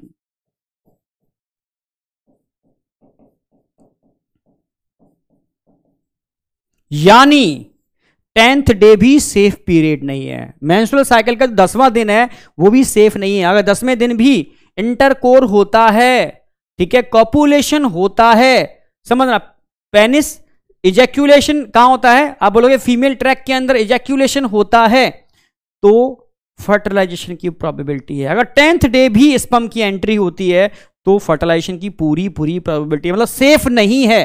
तो 10th 11th 12th ये कोई भी सेफ पीरियड नहीं है, ठीक है। समझ में आ गया क्यों नहीं है? पहली बात समझो, अगर मेंस्ट्रुअल साइकिल 28 ±2 डेज की है तो ओव्यूलेशन कब कब हो सकता है? मिडिल वैल्यू 14, तो 2 डेज आगे और 2 डेज, यानी यहां कह सकते तो +2 डेज कर दिए मैंने या -2 डेज कर दिए, आप समझ गए ना भाई? 2 दिन ज्यादा 2 दिन कम 14 से, तो ये वो समय हो गया ओव्यूलेशन का। अब बताती है स्पर्म की एंट्री अगर 10th डे होती है तो सर्वाइबिलिटी चांस उसके 3 दिन तक है, मतलब फर्टिलाइजेशन कैपेबल है, यानी 10th डे एंटर करेगा तो 12th डे फर्टिलाइजेशन कर देगा वो, समझो मेरी बात। तो 10th डे स्पर्म की एंट्री सेफ नहीं है, फर्टिलाइजेशन की प्रोबेबिलिटी है। चलो ठीक है, तो इससे पहले का पीरियड सेफ है, ठीक है, इट्स ओके, हम मान के चलते सेफ है according to this standard value. पर इस मेंस्ट्रुअल साइकिल फिक्स नहीं होती, ये आप जानते हो। अगर मान लो ओव्यूलेशन किस दिन हो रहा है? 16th डे, वही 16वें दिन ओव्यूलेशन हो रहा है, तो ओवा की लाइफ कितनी होगी? ओवा की लाइफ ओनली 1 डे है, ठीक है। तो ओवा की सर्वाइबिलिटी चांस कब होंगे, बट कितने होंगे? ये ओवा सर्वाइव कर पाएगा 17th डे तक, 17वें दिन तक। लाइफ ऑफ ओवा, भाई ओवा की लाइफ कितनी होगी? भाई 1 दिन होगी, ओनली 1 डे। अच्छा ऊपर लिख देता हूं,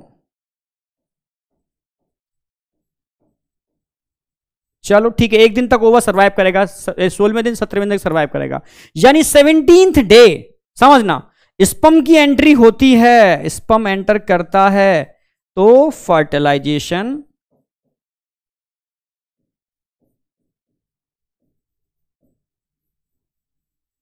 तो क्या हो जाएगा? फर्टिलाइजेशन हो जाएगा।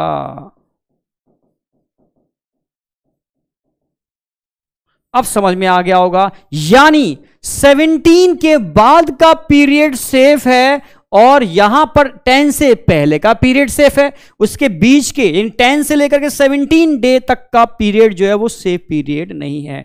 ये फीमेल को पता होना चाहिए, इसलिए कैलेंडर, यानी जिस दिन मेंस्ट्रुअल साइकिल मेंस्ट्रुअल रुकेगा उस दिन से वो काउंट करना चालू कर देगी कि भाई ये सेफ पीरियड है, ये क्रिटिकल पीरियड है, इस पीरियड में कॉपुलेशन नहीं होना चाहिए, इस पीरियड में होना चाहिए। तो इसी को बोलते हैं पीरियोडिक अब्स्टिनेंस, इसी को बोलते हैं कैलेंडर मेथड, इसी को बोलते हैं सेफ पीरियड। तो सेफ पीरियड यहां क्या निकल के आएगा?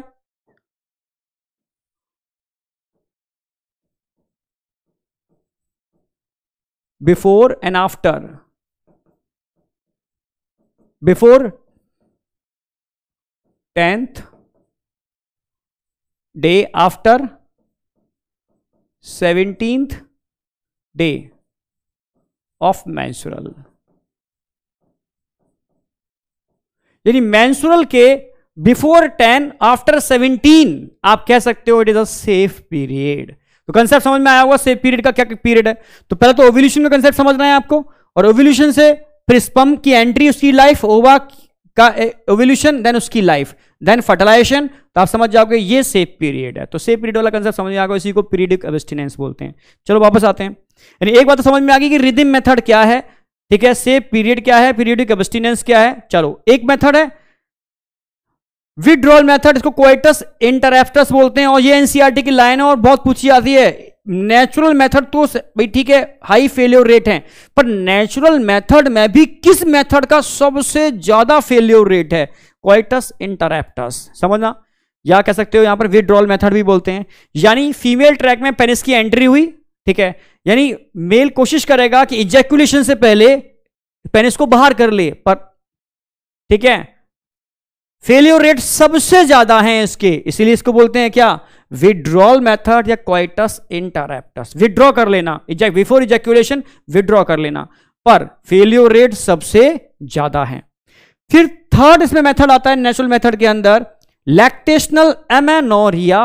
एमेनोरिया मैंने कई बार टर्म यूज किया है, एब्सेंस ऑफ मेंस्ट्रुअल, इसको भी समझाते हैं लैक्टेशनल एमेनोरिया। अगर हम लैक्टेशनल एमेनोरिया की बात करते हैं तो उसके बारे में पता होना चाहिए, मैंने ऑलरेडी काफी बता चुका हूं उसके बारे में। एमेनोरिया का मतलब क्या होता है? एमेनोरिया का मतलब होता है एब्सेंस ऑफ मेंस्ट्रुअल।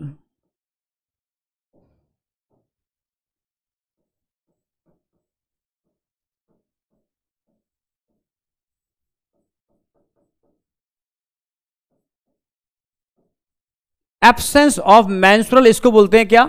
एमेनोरिया। अब लैक्टेशनल टर्म लगा दिया तो इसको समझना है। लैक्टेशन में मैंने समझाया भी था आपको, हाइपोथैलेमस, एंटीरियर पिट्यूटरी।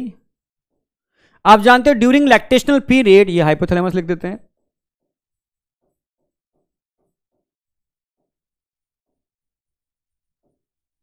ये आप जानते हो जब लैक्टेशनल पीरियड होता है बेटा, तो पिट्यूटरी के एंटीरियर लूप से एक हार्मोन निकलता है, पीआरएल। पीआरएल इसको बोलते हैं प्रोलैक्टिन। ठीक है, तो ये आप जानते हो जब ड्यूरिंग लैक्टेशनल,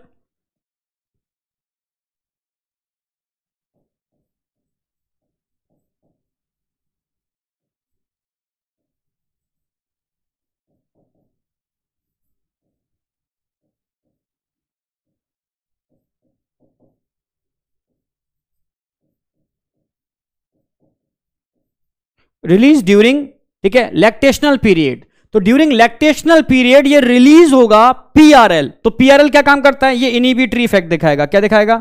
इनहिबिटरी इफेक्ट। अब देखो, ये रिलीज होगा तो लैक्टेशन के लिए रिस्पॉन्सिबल होगा, तो इसका जो लैक्टेशनल पीरियड होता है वो कितना होता है ये पता होना चाहिए, 6 month, according to NCERT 6 month. तो 6 मंथ तक, जब तक ये रिलीज होगा तब तक ये इनहिबिटरी इफेक्ट दिखाएगा। रिलीज होगा तो लैक्टेशन तो कराएगा, पर तब तक ये हाइपोथैलेमस को क्या करेगा? नेगेटिव फीडबैक देगा।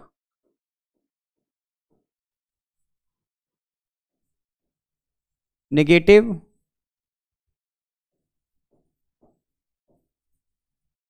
फीडबैक। तो नेगेटिव फीडबैक में क्या होगा? हाइपोथैलेमस से एक हार्मोन निकलता है, GnRH, यानी ये GnRH के सीक्रेशन को ब्लॉक कर देगा। यानी अब नॉर्मल केस में GnRH क्या काम करता है ये आप जानते हो, GnRH निकलता है पिट्यूटरी के एंटीरियर लोब को स्टिमुलेट करता है, क्या रिलीज करने के लिए? आप समझ गए होगे, LH एंड FSH। यानी अगर GnRH नहीं निकलेगा तो LH FSH भी नहीं निकलेंगे, और ये नहीं निकलेंगे बेटा तो क्या हो जाएगा? एमेनोरिया, यानी एब्सेंस ऑफ मेंस्ट्रुअल।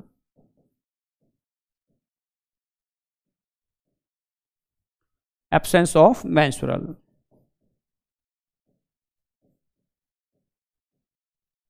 यानी जब तक पीआरएल निकलेगा 6 मंथ का टाइम, तब तक मेंस्ट्रुअल साइकिल नहीं चलेगी, और मेंस्ट्रुअल साइकिल नहीं चलेगी तो फर्टिलाइजेशन की प्रोबेबिलिटी भी नहीं है। यानी ये भी एक तरीका है कॉन्ट्रासेप्शन का, पर ये भी मैंने बोल दिया ना बेकार है, क्योंकि फीमेल के अंदर 2 मंथ के बाद ही मेंस्ट्रुअल साइकिल हो जाती है, स्टार्ट हो जाती है, किसी भी फीमेल में 4 मंथ के बाद, किसी में 6 मंथ के बाद, कोई फिक्स नहीं है। पर अकॉर्डिंग टू एनसीईआरटी इसको 6 मंथ दे रखा है, तो आपको याद रखना पड़ेगा। रियल लाइफ से थोड़ा हटके, डेटा तो आपको यूज करना ही पड़ेगा एनसीईआरटी का, तो रियल लाइफ से इसको कंपाइल मत करना। जो भी हम पढ़ रहे हैं इसको रियल लाइफ से कंपाइल मत करना। अभी आप अकॉर्डिंग टू एनसीईआरटी पढ़ रहे हो, रियल लाइफ आफ्टर सिलेक्शन। ठीक है, तो ये वाली बात भी क्लियर हो गई होगी, कोई डाउट नहीं होगा यहां पर।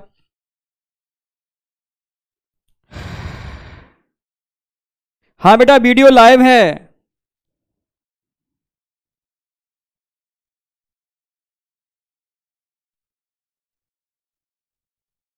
मैंने फिर से बोला था कि ग्रुप पर अगर कोई भी वल्गैरिटी या कोई भी ऐसा टर्म, क्योंकि टॉपिक चल रहा है यहां, मुझे सीरियस बच्चे चाहिए, मैं उस बच्चे को भी परमानेंट ब्लॉक करा दूंगा। ठीक है, और टीम को भी बोल रहा हूं कि जो भी बच्चे गड़बड़ हो उनको आप ब्लॉक कर दो। ठीक है, ऑलरेडी मैं टीम को भी बोल रहा हूं, और आगे भी मैं चैट बंद करवा दूंगा परमानेंटली। ध्यान रखना, मैं पहले ही बोल दिया था, मैं चैट बंद करवा दूंगा परमानेंटली, आपको लाइव का फील नहीं आएगा। तो ये तभी पॉसिबल है जब बिल्कुल एकदम मेंटली, कैसे मैं समझ रहे हो ना, कह सकते हो रिप्रोडक्टिवली हेल्दी लोग इससे जुड़े। अनहेल्दी लोगों की यहां रिक्वायरमेंट नहीं है। जो साइकोलॉजिकल पेशेंट होते हैं या साइको के मरीज होते हैं उनकी यहां रिक्वायरमेंट नहीं है। वो डॉक्टर भी नहीं बनने वाले, पक्की बात है, ध्यान रखना। नेचर सिर्फ उसी को मौका देगी जो मेंटली हेल्दी है। ये लिख लो अब तक का एक्सपीरियंस, ठीक है। तो जो बाकी में बहुत अच्छे होते हैं उनको मौका मिलता है आगे बढ़ने का, जो मेंटली बीमार हैं उनको नेचर आगे बढ़ने का मौका नहीं देती, पक्की बात है, ये मानो या ना मानो, ठीक है। तो मैं लास्ट वार्निंग दे रहा हूं, ठीक है, ध्यान रखना इस वाली बात को, ठीक है। तो लैक्टेशनल एमेनोरिया वाला कंसेप्ट एकदम क्लियर होगा, कोई डाउट नहीं होगा, क्योंकि देखो मैं आपको बहुत अच्छी तरीके से समझाना चाहता हूं, बहुत अच्छी तरीके से, पर मेंटली बीमार लोगों को कहां समझा पाएंगे हम, समझ गए ना मेरी बात भाई। मेंटली बीमार लोगों को टर्म यूज करेंगे तो उसी में ही वो, समझ रहे हो ना, वो उसी का बना के भी ग्रुप है, इस ग्रुप पर बहुत सारे बच्चे जुड़ते हैं, पेरेंट्स भी जुड़ते हैं। तो मैं सबको अलर्ट कर रहा हूं कि एक भी गड़बड़ बच्चा हुआ जो जिसकी सोच बहुत गंदी है, भाई शांत हो जाओ या हट जाओ उस ग्रुप से, ठीक है, परमानेंटली ब्लॉक हो जाओगे, ठीक है। तो लैक्टेशनल एमेनोरिया क्लियर हो गया बेटा, रिदम मेथड क्लियर हो गया, सेफ पीरियड क्लियर हो गया, ये तीनों बातें क्लियर हो गई। पर इन तीनों के फेलियर रेट ज्यादा होते हैं और इन तीनों में भी सबसे ज्यादा फेलियर रेट पूछे जाते हैं, तो आप समझ गए होंगे कोइटस इंटररप्टस के हैं, ठीक है। तो नेचुरल कॉन्ट्रासेप्टिव मेथड हमारे आपके कंप्लीट हो गए विद कंसेप्ट, मैंने एक ही कंसेप्ट नहीं छोड़ा, हर कंसेप्ट क्लियर करा दिया कि काम कैसे करता है। अब बात करते हैं बैरियर मेथड। भाई बैरियर मेथड किस तरीके से काम करते हैं, वो बैरियर का काम कर, बैरियर समझ गए, यानी दो गैमीट को मिलने नहीं देंगे, बीच में बैरियर आ गया, मिलने नहीं देंगे, बैरियर। तो अगेन किसको रोक रहे हैं, अगेन मेटिंग को रोक रहे हैं, मींस प्रिवेंट फर्टिलाइजेशन। तो अगेन क्वेश्चन आएगा किसको रोकते हैं ये, अगेन फर्टिलाइजेशन में barrier method, ovum and sperm are prevented from the physical mating with the help of barrier. मतलब क्या कर रहे हैं, क्वेश्चन डायरेक्टली मिलेगा आपको, प्रिवेंट फर्टिलाइजेशन।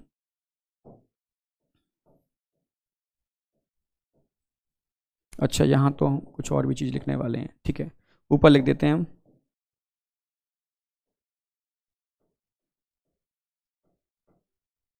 प्रिवेंट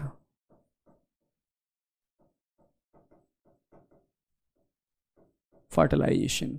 ये सारे के सारे फर्टिलाइजेशन को प्रिवेंट, डायरेक्ट क्वेश्चन यहां मिलेगा आपको, फर्टिलाइजेशन को प्रिवेंट करने का काम करते हैं बैरियर मेथड, ठीक है। जो बैरियर काम करते हैं, बीच में बैरियर बन जाता है, ठीक है, मिलने से रोकते हैं।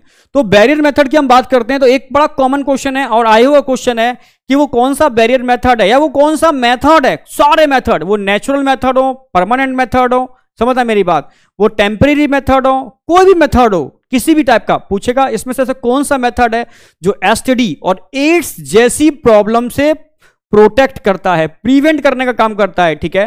तो ध्यान रखना दो ही मेथड हैं, मतलब मेल के केस में कॉन्डोम, फीमेल के केस में फीमेल कॉन्डोम यानी फेमीडॉम या फेम शील्ड, ठीक है। तो दोनों के केस में बात करते हैं, तो दोनों के एक ध्यान रखना, दोनों कैसे होते हैं बेटा, इर्रिवर्सिबल होते हैं, ये भी आता है,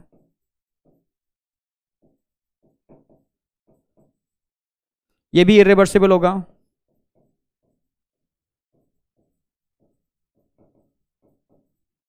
एक क्वेश्चन तो यहां मिलेगा आपको, भाई ये दो मेथड ऐसे इर्रिवर्सिबल हैं, यानी एक ही बार यूज होते हैं। और दूसरा क्वेश्चन बनता है इसके ऊपर, ये बहुत important question, again very very important,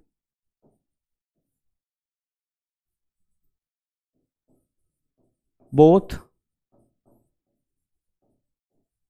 prevent from sexually transmitted disease STD and acquired immunodeficiency syndrome. भाई ये क्वेश्चन आएगा, एसटीडी और एड्स से प्रिवेंट कौन करता है, सिर्फ दो ही मेथड हैं जो एसटीडी और एड्स से बचाने का काम करते हैं, कोंडोम और फीमेल कोंडोम, इसको फेमीडॉम बोलते हैं, ठीक है। तो दोनों आ गए और दोनों ही इर्रिवर्सिबल हैं, यानी दोबारा इनको यूज नहीं कर सकते। जबकि अलग मेथड बताऊंगा, सर्विकल कैप, डायफ्राम, वॉल्ट, ये तीनों के तीनों कैसे होते हैं, रीयूजेबल होते हैं, मींस रिवर्सिबल होते हैं। दो क्वेश्चन बनते हैं, इर्रिवर्सिबल मेथड कौन है और रिवर्सिबल मेथड कौन है, एसटीडी और एड्स से प्रोटेक्ट कौन करता है। तो दो ही ध्यान रखना, मेल के केस में मेल कोंडोम, फीमेल केस में फेमीडॉम, ठीक है। ये दोनों के दोनों प्रोटेक्ट करने का काम करते हैं। मेन कंसेप्ट क्या है, प्रिवेंट फर्टिलाइजेशन, फर्टिलाइजेशन को रोकने का काम करते हैं, ठीक है। अगर हम कोंडोम की बात करते हैं तो मैंने एनसीईआरटी का पैरा ही लिख दिया है, कोई दिक्कत नहीं है। तो एक तो एनसीईआरटी में दे रखा है कि गवर्नमेंट प्रोग्राम में जो आता है उसको निरोध, तो एक तरीके से निरोध टर्म यूज करना, मेल कॉन्डोम के लिए निरोध टर्म जो गवर्नमेंट प्रोग्राम में इंक्लूडेड है, ठीक है। दूसरा ध्यान रखना है आपको यहां पर इसका डायग्राम दे रखा है, एक फीमेल, ये भी एनसीईआरटी में, एनसीईआरटी की डायग्राम है सारे के सारे, ये फीमेल कॉन्डोम का डायग्राम दे रखा है। और इसके अलावा यहां पर डायफ्राम और सर्वाइकल कैप का डायग्राम दे रखा है। आप क्वेश्चन कैसे कैसे बनते हैं आपके सामने आ जाएंगे कि इसको यूज कहां करते हैं भाई, ये आप समझ रहे हो, रबड़ और लेटेक्स के बने हुए होते हैं, अगर मैं कॉन्डोम की बात करता हूं तो ठीक है, तो ये सब रबड़ के बने हुए हैं, ये रीयूजेबल हैं। कॉन्डोम रीयूजेबल नहीं होते, इरिवर्सिबल होते हैं, ठीक है। अब इनको अप्लाई कैसे किया जाता है ये भी समझना जरूरी है, क्वेश्चन इस पर भी आएगा। अगर मैं फीमेल कॉन्डोम की बात करता हूं तो उसमें 2 रिंग होते हैं बेटा, ठीक है। तो अगर हम इस वाली रिंग की बात करते हैं, ठीक है, एक तरफ ओपन रिंग होगी, एक तरफ क्लोज होगी। जो क्लोज रिंग होती है उसको हम सर्विकल कैप पर, ये क्वेश्चन आता है, स्पर्म की एंट्री कहां रोकते हैं, वजाइना में रोकते हैं, सर्विक्स में रोकते हैं, यूट्रस में। तो ये स्पर्म की एंट्री सर्विक्स वाले पार्ट में ब्लॉक कर देते हैं। स्पर्म यहां तक तो एंटर कर सकता है पर सर्विक्स में एंटर नहीं करेगा। ये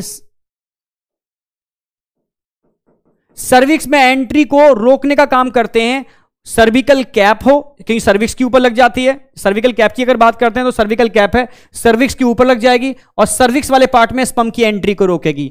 फीमेल कॉन्डोम की बात करते हैं तो एक स्मॉल रिंग को अंदर कर देते हैं, एक लार्ज रिंग ऊपर होती है, तो यहां से बैंड हो जाता है, स्पर्म की एंट्री रुक जाती है, क्लोज वाला पार्ट है यहां से, तो स्पर्म यहां तक जाएगा पर अंदर एंटर नहीं करेगा। सर्विक्स वाले पार्ट में, सर्विक्स वाले पार्ट में एंट्री नहीं होगी, ठीक है। वजाइना में एंट्री होगी पर सर्विक्स वाले पार्ट में नहीं होगी। तो दोनों चीज समझ में आ गए होंगे आपको। आगे बढ़ते हैं। एनसीईआरटी को सामने रख दे रहा हूं मैं, जैसे एक बार ये एनसीईआरटी का ये वाला पैरा थोड़ा सा ऐसा है कि मैंने डिटेल एनसीईआरटी का वहां यूज नहीं किया, डिटेल यहां पर आ गया, वो क्वेश्चन वहां से बनते हैं, बट एनसीईआरटी में लाइन टू लाइन लेके चल रहा हूं, तो आपको ऐसा नहीं लगना चाहिए आपके एनसीईआरटी कोई पॉइंट छूटा, ठीक है।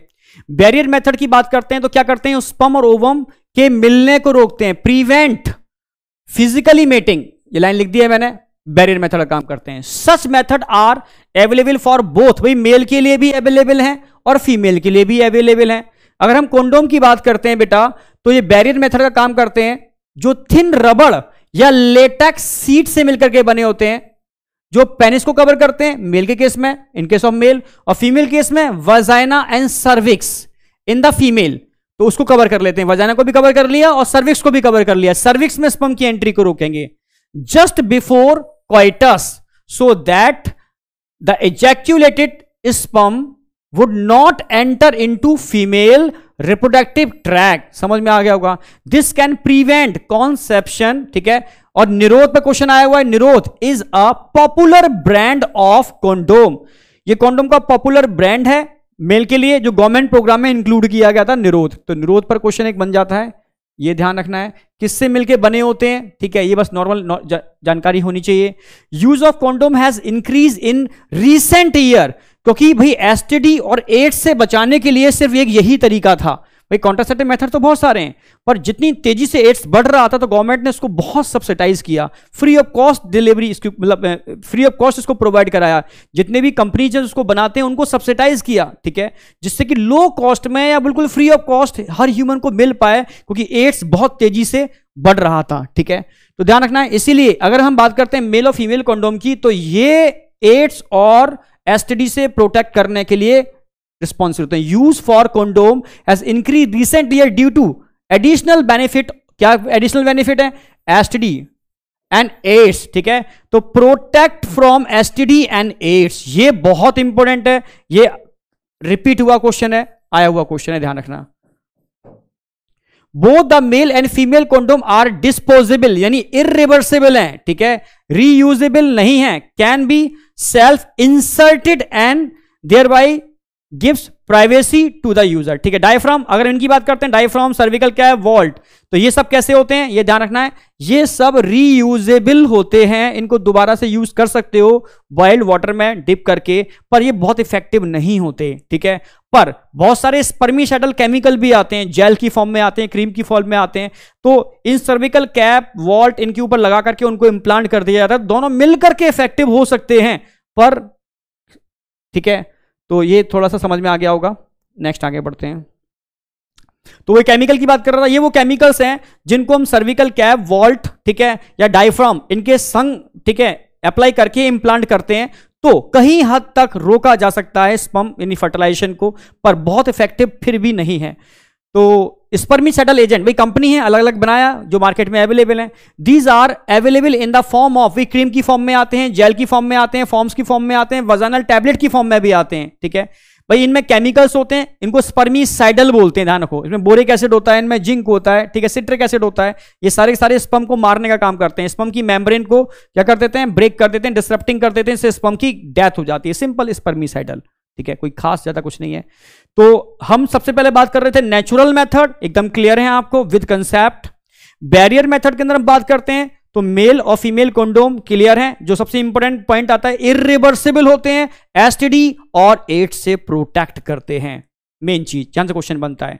इसके अलावा वॉल्ट, सर्वाइकल कैप, डायफ्राम, ठीक है, ये रिवर्सिबल होते हैं, मींस इनको रीयूज किया जा सकता है, पर इफेक्टिव तभी होंगे जब इनको साथ में क्या लगाते हैं, केमिकल वाले जो केमिकल्स होते हैं स्पर्मिसाइडल केमिकल, उनसे इंटरेक्ट करके जब अप्लाई करते हैं तो कुछ हद तक, ठीक है, इफेक्टिव होते हैं।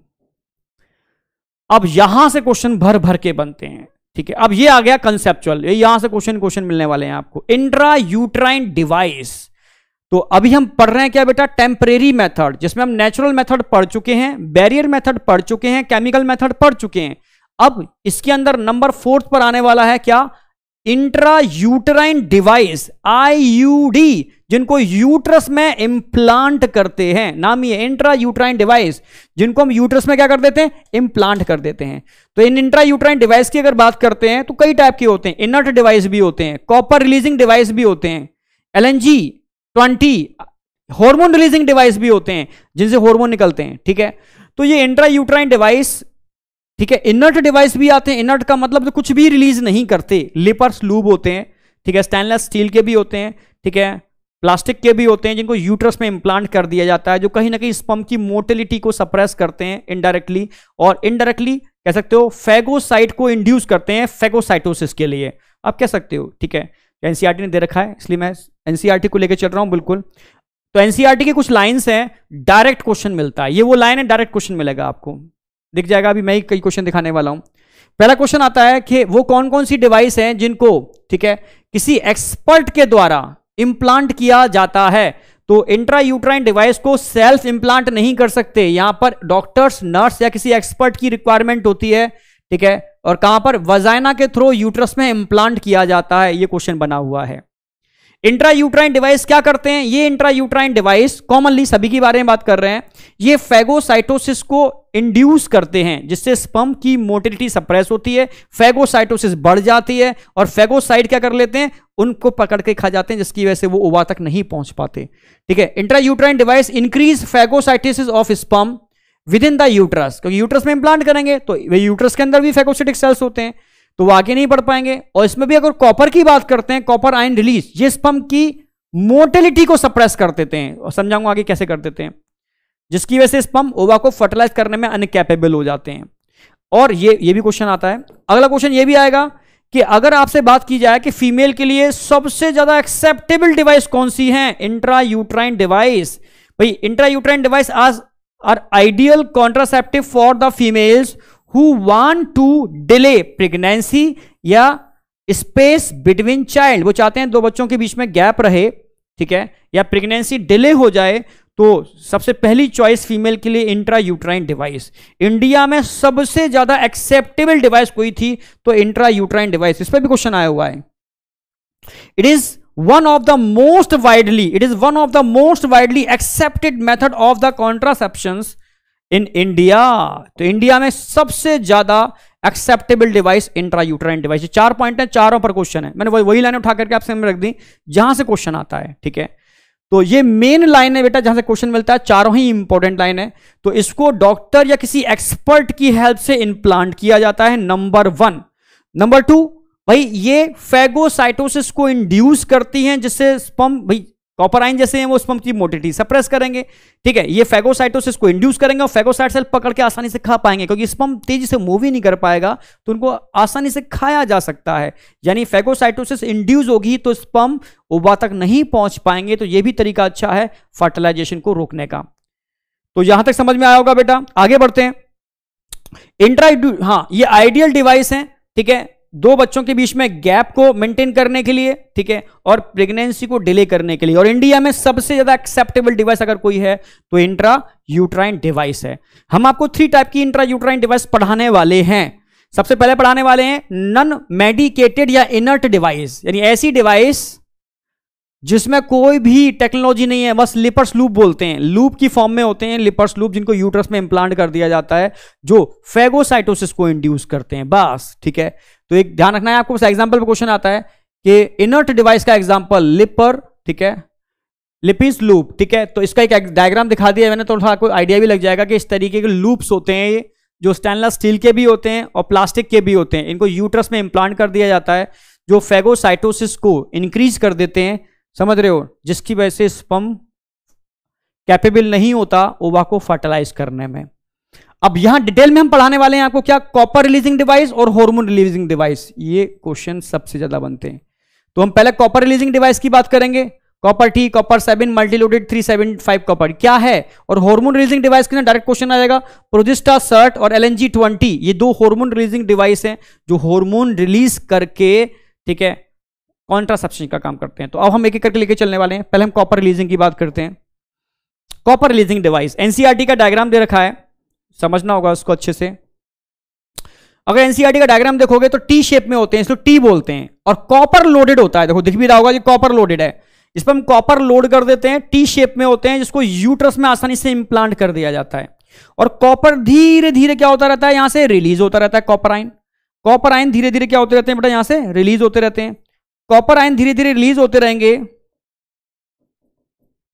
तो ये क्या काम करेंगे, ये कॉपर आयन, ठीक है, ये कॉपर आयन यूट्राइन वॉल से साइटोटॉक्सिन के सीक्रेशन को इंड्यूस करते हैं, और साइटोटॉक्सिन स्पर्म की मोटिलिटी को सप्रेस कर देते हैं, और स्पर्म की मोटिलिटी सप्रेस हो जाती है तो फेगोसाइटोसिस बढ़ जाती है, और फेगोसाइटोसिस बढ़ जाएगी मतलब फेगोसाइटिक सेल उन्हीं को तो खा पाएंगे जो धीरे धीरे चल रहे हैं, जो तेजी से भागेंगे वो तो बच जाएंगे, जो धीरे धीरे चलेंगे तो फेगोसाइटोसिस मैकेनिज्म वहां पर एप्लीकेबल हो जाएगी। यानी एक तरीके से ये भी फर्टिलाइजेशन को रोकने का काम करते हैं।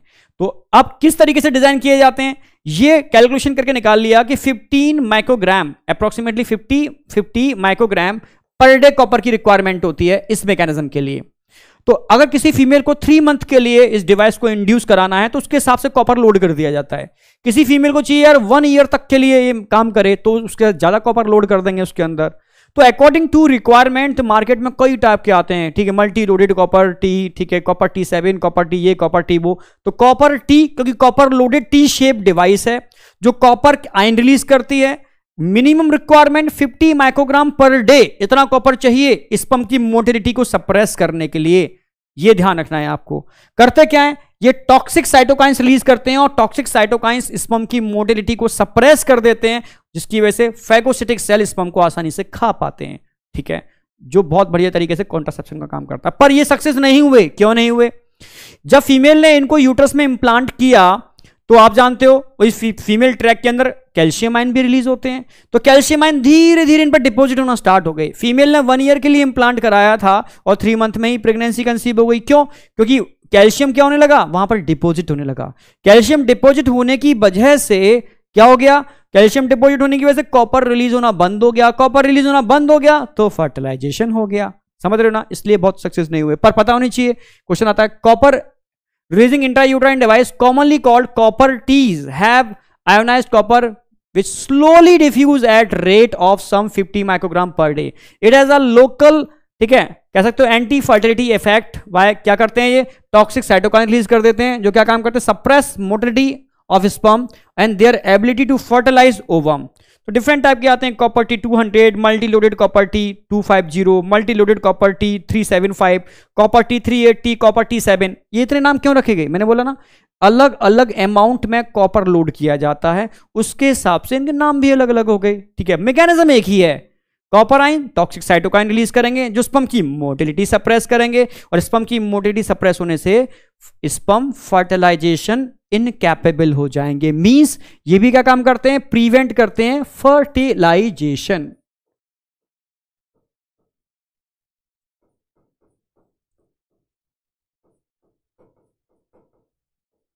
डायरेक्ट क्वेश्चन यहीं से मिल जाएगा आपको। बाद बाकी का एनसीईआरटी का एग्जांपल है, कंसेप्ट समझ में आ गया होगा। एनसीईआरटी का डायग्राम है। Hormone releasing intrauterine device, very important. जिस सबसे ज्यादा यूज हुए वो यही थे, हार्मोन रिलीजिंग इंट्रायूट्राइन डिवाइस, और सबसे इफेक्टिव भी यही थे। ठीक है, अब सेम वही है, टी शेप में, पर यहां कॉपर रिलीज नहीं करेंगे, यहां पर हार्मोन रिलीज करेंगे। क्या रिलीज करने वाले हैं ये रिलीज करने वाले हैं यहां पर हार्मोन। कौन सा हार्मोन? प्रोजेस्टेरॉन।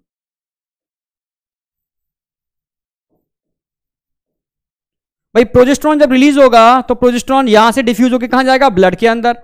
और जब प्रोजेस्टेरॉन ब्लड में जाएगा, क्योंकि हाईली वेस्कुलर एंडोमेट्रियम होती है, तो जब प्रोजेस्टेरॉन ब्लड में जाएगा तो प्रोजेस्टेरॉन क्या करने वाला है? आप समझ गए होगे, ये प्रोजेस्टेरॉन सीधे जाएगा और इनहिबिट करेगा। किसको इनहिबिट करने वाला है?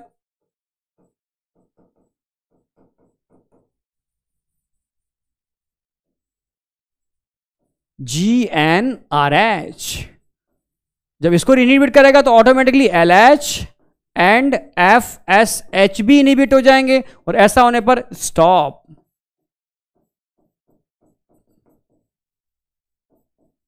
मेंस्ट्रुअल, तो मेंस्ट्रुअल साइकिल समझ में आ गया होगा। अगर इन डिवाइस को आप यूट्रस में इंप्लांट करते हो तो ये डिवाइस क्या काम करने वाले हैं? ये प्रोजेस्टेरॉन रिलीज करेंगे। आर्टिफिशियल प्रोजेस्टेरॉन बहुत सारी फॉर्म में आता है, ठीक है, प्रोजेस्टा, सर्ट, लीवोनॉर्जिस्टिरॉल, ठीक है, एटसेट्रा, ठीक है, प्रोजेस्टिन, बहुत सारे सिंथेटिक प्रोजेस्टेरॉन आते हैं, तो उनको लोड किया जाता है इनके अंदर। तो दो एग्जांपल आपको याद रखने हैं, एनसीईआरटी में रखे हैं, एक तो प्रोजेस्टा सर्ट और एक LNG-20। ये एनसीईआरटी के दो एग्जांपल हैं, डायरेक्ट क्वेश्चन यही मिल जाएगा। सबसे ज्यादा यूज होने वाले यही इंट्रायूट्राइन डिवाइस हैं, और दोनों के अंदर एक ही टाइप का हार्मोन होता है, प्रोजेस्टेरॉन। Both contain progesterone.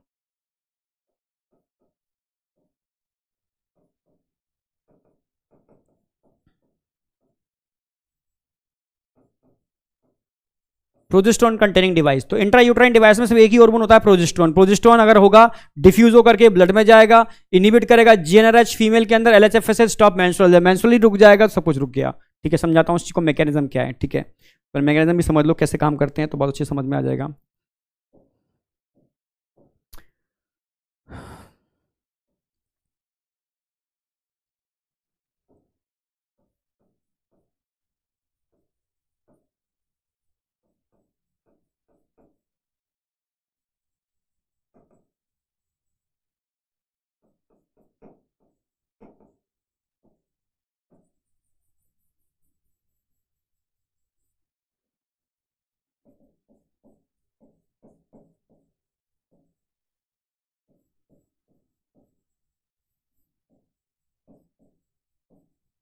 ये प्रोजेस्टेरॉन रिलीज करेंगे बेटा, और प्रोजेस्टेरॉन क्या काम करने वाला है?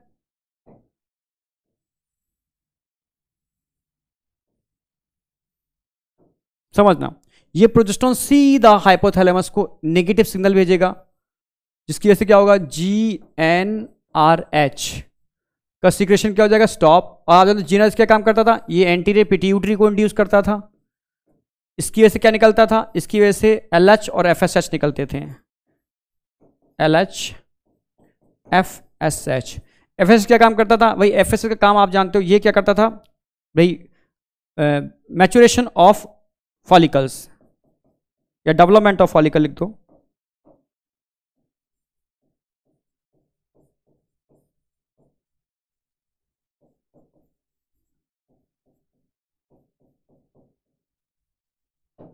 LH क्या काम करता था? दो काम करता था, एक तो कॉर्पस ल्यूटियम को मेंटेन करता था,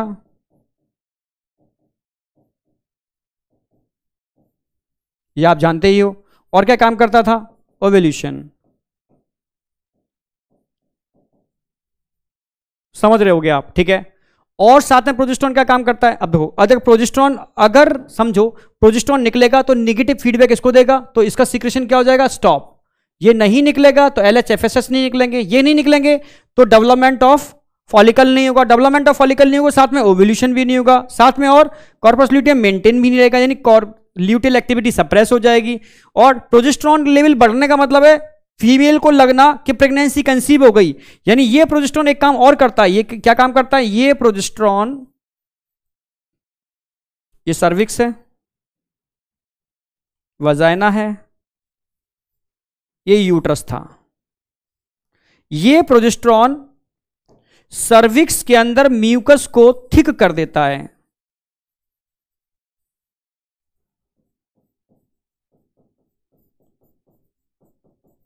थिकनिंग ऑफ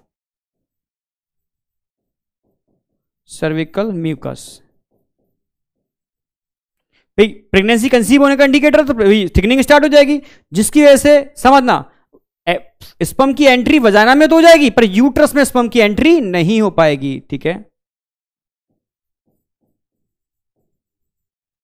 यानी स्पर्म के लिए एक तरीके से रुकावट का काम करता है। तो अगर किसी ने हार्मोन रिलीजिंग इंट्रायूट्राइन डिवाइस को इंप्लांट किया है यूट्रस में, तो क्या क्या होगा भाई? उसके केस में स्पर्म की एंट्री नहीं हो पाएगी, यानी यहां पे सर्विकल म्यूकस थिक हो जाएगा। उसके केस में ओव्यूलेशन नहीं होगा, उसके केस में कॉर्पस ल्यूटियम नहीं बनेगा, यानी ल्यूटेल एक्टिविटी सप्रेस हो जाएगी, फॉलिकल डेवलपमेंट नहीं होगा।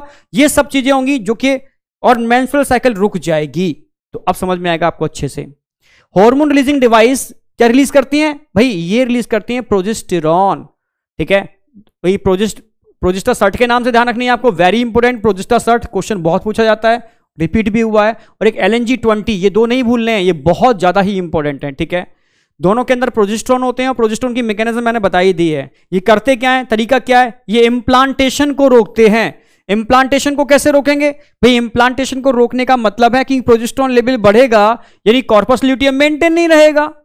भाई वो क्या करेगा? कॉर्पस ल्यूटियम को क्या कर देगा? डिजेनरेट। भाई कॉर्पस ल्यूटियम ही नहीं होगा तो एस्ट्रोजन ही नहीं निकलेगा, और एस्ट्रोजन नहीं निकलेगा तो एंडोमेट्रियम की थिकनिंग नहीं होगी, और एंडोमेट्रियम की थिकनिंग नहीं होगी तो इम्प्लांटेशन पॉसिबल नहीं है। आप समझना, आपको कोई सर प्रोजेस्टेरॉन एंडोमेट्रियम को मेंटेन करता है? भाई मेंटेन तो करता है पर थिकनिंग नहीं करता। इंप्लांटेशन तभी होगा जब एंडोमेट्रियम थिक होगी, और थिक होने के लिए एस्ट्रोजन की रिक्वायरमेंट होती है। और एस्ट्रोजन कहां से निकलेगा भाई थिकनिंग के लिए? आप बोलोगे ये निकलेगा फॉलिकल से या निकलेगा कॉर्पस ल्यूटियम से। फॉलिकल का डेवलपमेंट नहीं हो रहा, समझाया मैंने, फॉलिकल का डेवलपमेंट भी यहां नहीं हो रहा, डेवलपमेंट ऑफ फॉलिकल रुक गया, ल्यूटेल एक्टिविटी सप्रेस हो गई, तो एस्ट्रोजन का तो सोर्स ही खत्म हो गया। जब एस्ट्रोजन नहीं है तो इंप्लांटेशन पॉसिबल नहीं है। मींस इंप्लांटेशन को रोकेगा चेंज इन सर्विकल म्यूकस, यानी सर्विक्स म्यूकस में चेंज कर देगा, स्पर्म की एंट्री को रोकेगा, ओव्यूलेशन को रोकेगा, और इनसफिशिएंट ल्यूटियल एक्टिविटी सफिशिएंट होगी नहीं, एस्ट्रोजन नहीं निकलेगा क्योंकि LH ही नहीं है। तो ये वो तरीके हैं जिससे ये कॉन्ट्रासेप्शन का काम करता है।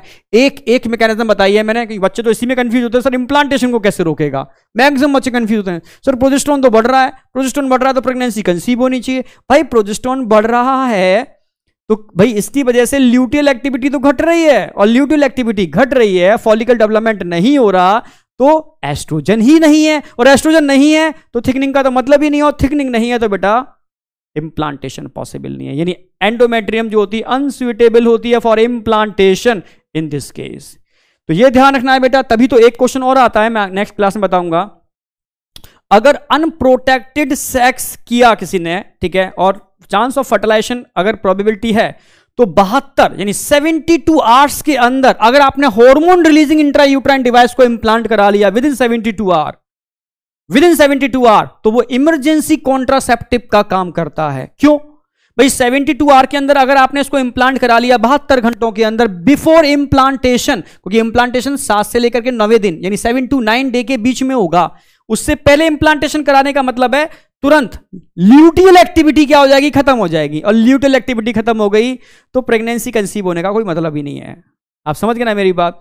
ल्यूटियल एक्टिविटी खत्म तो प्रेगनेंसी कंसीव होने का कोई मतलब ही नहीं है, क्योंकि LH भी खत्म हो जाएगा। भाई LH तो मेंटेन करेगा इसको, तो ध्यान रखना है। अगर with in 72 hour before implantation, क्योंकि इंप्लांटेशन हो गया तो LH ना भी रहे, क्योंकि वहां से HCG निकलना चालू हो जाएगा, ह्यूमन कोरियन गोनेडोट्रोफिन, वो संभाल लेगा किसको? कॉर्पस ल्यूटियम को।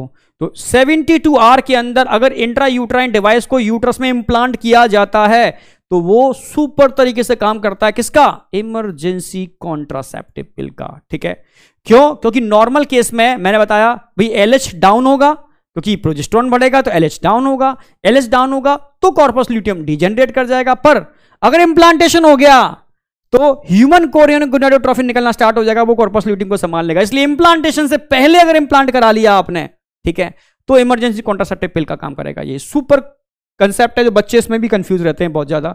तो सारे कंफ्यूजन को दूर कर रहा हूं बेटा। जो आपने पढ़े भी होंगे, पढ़ भी रहे होंगे, स्कूल में भी देखोगे, मिलेंगे कंफ्यूजन। बड़े बड़े लोग कंफ्यूज होते हैं, टीचर्स भी कंफ्यूज रहते हैं। आपको कोशिश की है मैंने एक एक कंफ्यूजन जो आपको खुद ही समझ में आएगा आगे जाके कि आप किस लेवल का पढ़ रहे हो। एनसीईआरटी विद सुपर कंसेप्ट, कोशिश तो यही कर रहे हैं हम, ठीक है। मैकेनिज्म मैंने बताई दी आपको, यहां तक आज हमारा एकदम बहुत अच्छी तरीके से आपके दिमाग में सेट किया। तो फिर से मैं एक बार रिवाइज करा रहा हूं, फिर मैं क्वेश्चन पर आ रहा हूं। पहला हमने डिस्कस किया, अगर हम कॉन्ट्रासेप्टिव मेथड की बात करते हैं तो 2 टाइप के मेथड हो गए। एक तो भाई कैसे, टेम्परेरी, एक परमानेंट। परमानेंट में हम 2 ही मेथड पढ़ाएंगे आपको, 2 ही हैं जिनको स्टेरिलिटी मेथड भी बोलते हैं, vasectomy and tubectomy. Remaining all are temporary. Temporary में हम 6 मेथड पढ़ाएंगे। इसमें पहला हमने आपको पढ़ाया नेचुरल मेथड। नेचुरल के फेलियर चांस सबसे ज्यादा है पर साइड इफेक्ट 0। क्या साइड इफेक्ट होगा, कुछ नहीं, ठीक है। जिसमें हमने पीरियोडिक अब्स्टिनेंस बताया, सेफ पीरियड बिफोर 10 आफ्टर 17। दूसरा हमने आपको बताया इसके अंदर लैक्टेशनल एमेनोरिया, यानी during lactational period menstrual cycle का रुक जाना, 6 मंथ टाइम होता है। तीसरा बताया हमने कॉइटस इंटरप्टस या विड्रॉल मेथड। चलो ठीक है।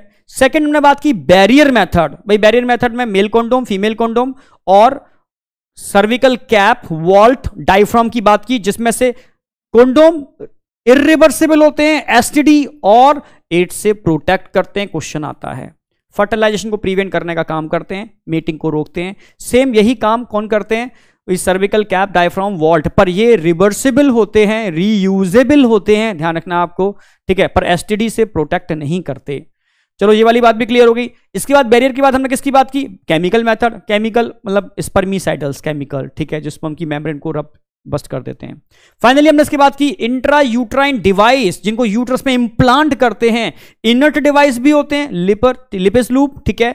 कॉपर रिलीजिंग डिवाइस भी होते हैं जो कॉपर आयन को रिलीज करते हैं, लगभग 50 microgram per day. Copper sperm की मोटिलिटी को सप्रेस करता है, समझना क्यों, क्योंकि टॉक्सिक साइटोकाइन रिलीज करके, जिससे फेगोसाइटोसिस बढ़ जाती है और स्पर्म फर्टिलाइजेशन इनकैपेबल हो जाते हैं। एकदम क्लियर, बिल्कुल कंसेप्ट एकदम। और डिफरेंट टाइप के डिवाइस आते हैं, copper T, multi loaded copper T, different type की कॉपर टी 7, कॉपर टी ये XYZ, सब में डिफरेंट कॉपर कंसंट्रेशन लोडेड होती है।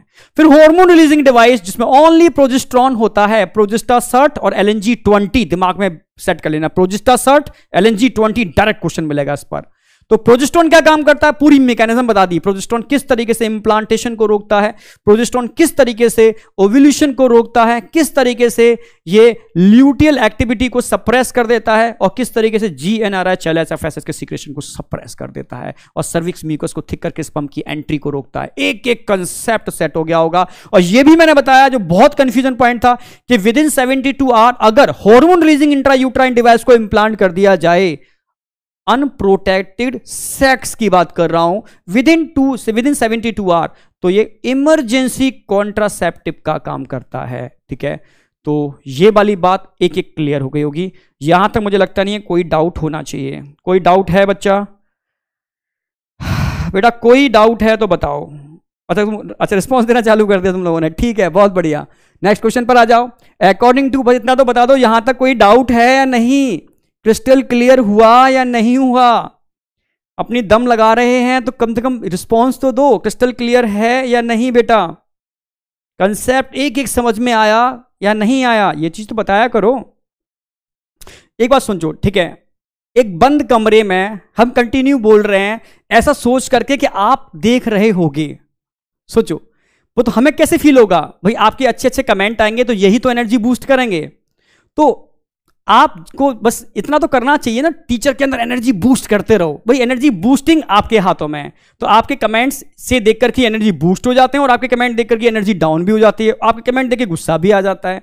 तो आपको क्या चीज बेटर लगती है भाई? टीचर को एनर्जी बूस्टेड रहे, टीचर एकदम मोटिवेटेड रहे, तभी तो वो आपको मोटिवेट कर पाएगा, तभी तो अच्छी डिलीवरी कर पाएगा, तभी तो एक एक कंसेप्ट आपके ब्रेन में सेट कर पाएगा। समझ रहे हो ना मेरी बात? तो ये सब चीजें तभी हैं जब आप बड़ा अच्छा सा परफॉर्मेंस दो, बढ़िया बढ़िया, मुझे लगना चाहिए हाँ यार बच्चे बहुत बढ़िया दे रहे हैं, समझ में आ रहा है, क्रिस्टल क्लियर हो रहा है। क्योंकि ऑफलाइन में तो हम पूछ सकते हैं बच्चे से, भाई बता बेटा समझ में आया, बता बेटा समझ में आया, तो बच्चा नहीं बोलता है तो फिर समझाते हैं उसको। तो यहां सिर्फ एक ही माध्यम है, लाइव में आपका इंटरेक्शन, ठीक है। आके मैसेज भी देखता हूं मैं, ठीक है, बाद में भी देखूंगा कि हाँ बच्चे को कहाँ दिक्कत आई। ऐसा नहीं है कि बस देख के छोड़ दिए, बाद में भी देखेंगे कि कहाँ दिक्कत आई, बच्चे ने क्या कंसेप्ट नहीं समझ पाया तो नेक्स्ट क्लास में उसको ऐड करेंगे हम, ठीक है। कोशिश यही रहेगी कि कंप्लीट सेशन हो जाने के बाद एक एक कंसेप्ट आपके क्लियर हैं, ठीक है। तो अपने जो भी कुछ हो, ठीक है, अगर समझ में आए तो और जैसा भी है बस मोटिवेट करके रखो, टीचर को बूस्ट करके रखो। टीचर तभी आपके अंदर, आप हम में आग लगाओ, हम आप में आग लगाएंगे, तो 100% आग लगेगी और मेडिकल का एग्जाम फूटेगा ही फूटेगा 100%। तो सीधी सी बात है, अकॉर्डिंग टू, ये तो सभी ने सही दिया इसका रिस्पॉन्स, एब्सोल्युटली राइट बेटा, सेकंड, एब्सोल्युटली राइट, बहुत सही, बहुत सबने बोला, क्योंकि यहां बात की थी 2001 सेंसस, बिल्कुल सही, अकॉर्डिंग टू दिस 1.7%, और यहीं अगर हम 2011 कर देते तो अप्रोक्सीमेटली 2%। बहुत बढ़िया। नेक्स्ट क्वेश्चन आपके सामने है। थैंक यू बेटा, थैंक यू, बहुत सही, ठीक ठीक ठीक, बस कर दिया तुमने मोटिवेट, लग गई आग, ठीक है, अब आग लग गई है, आग लगाते हैं। चलो सामने, विच of the following is an incorrect statement with giving contraceptive device. अब एनसीईआरटी का डायग्राम समझ में आ रहा होगा, यार फीमेल कॉन्डोम की बात कर रहे हैं, फेमिडोम की बात कर रहे हैं। अब देखो इनकरेक्ट पूछा है तो पहले अंडरलाइन किया करो, पूछा क्या है उसने, करेक्ट पूछा है या इनकरेक्ट, अंडरलाइन करो, फिर ऑप्शन पढ़ो। अब देखो, it is a barrier contraceptive method, yes, barrier method है, which prevent physical mating of sperm and ovum, yes, absolutely right, पर पूछा incorrect है। It is made up of thin rubber latex sheet which is used to cover penis prior to coitus। भाई penis कहां से आ गया यहां पर, ये तो फीमेल कॉन्डोम है, तो ये क्या हो गया, रॉन्ग हो गया बेटा, ठीक है। It protect the user from, भाई किससे, एसटीडी से एंड एड्स से, absolutely right, male and female condom both ही इसके लिए रिस्पॉन्सिबल होते हैं।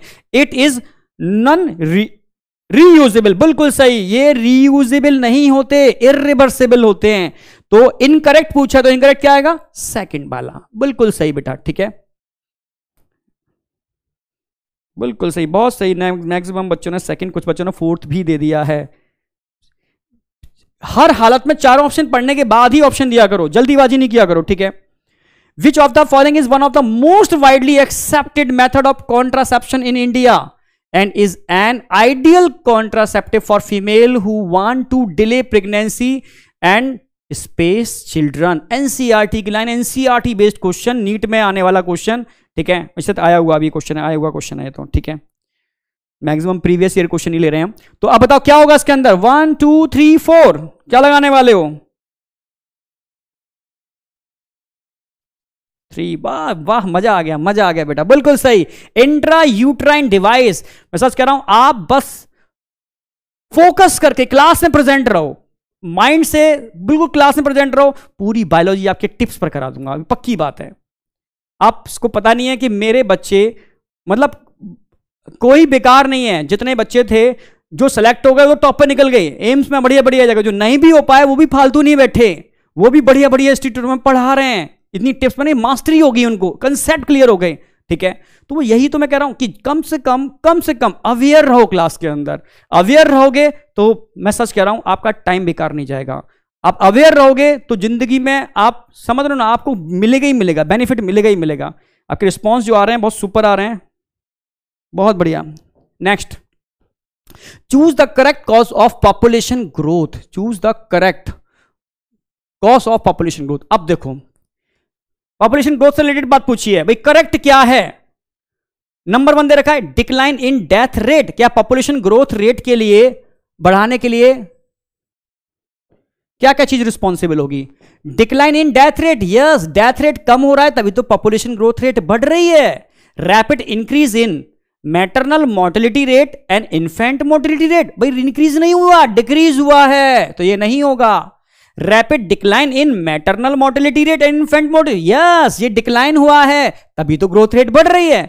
More people in reproductive age group, yes, ये बहुत बड़ी समस्या है इंडिया की, और मोदी जी जानते हैं इस चीज को, तभी तो उन्होंने अपने कई, ठीक है, स्पीच में बोला है कि इंडिया यंग है, डरने की जरूरत नहीं है, चाइना डरे, क्योंकि चाइना के पास ओल्ड पीपल बहुत ज्यादा हैं, ठीक है, वहां यंगर्स कम है, ठीक है, तभी तो समझ गए होगे। More people in reproductive as, rapid increase in death rate, भाई डेथ रेट कहां से बढ़ गया रैपिड इंक्रीज, क्योंकि भाई हम डेवलप हो रहे हैं, टेक्नोलॉजी बढ़ रही है, तो डेथ रेट डिक्रीज हो रहा है, इंक्रीज नहीं हो रहा, ठीक है।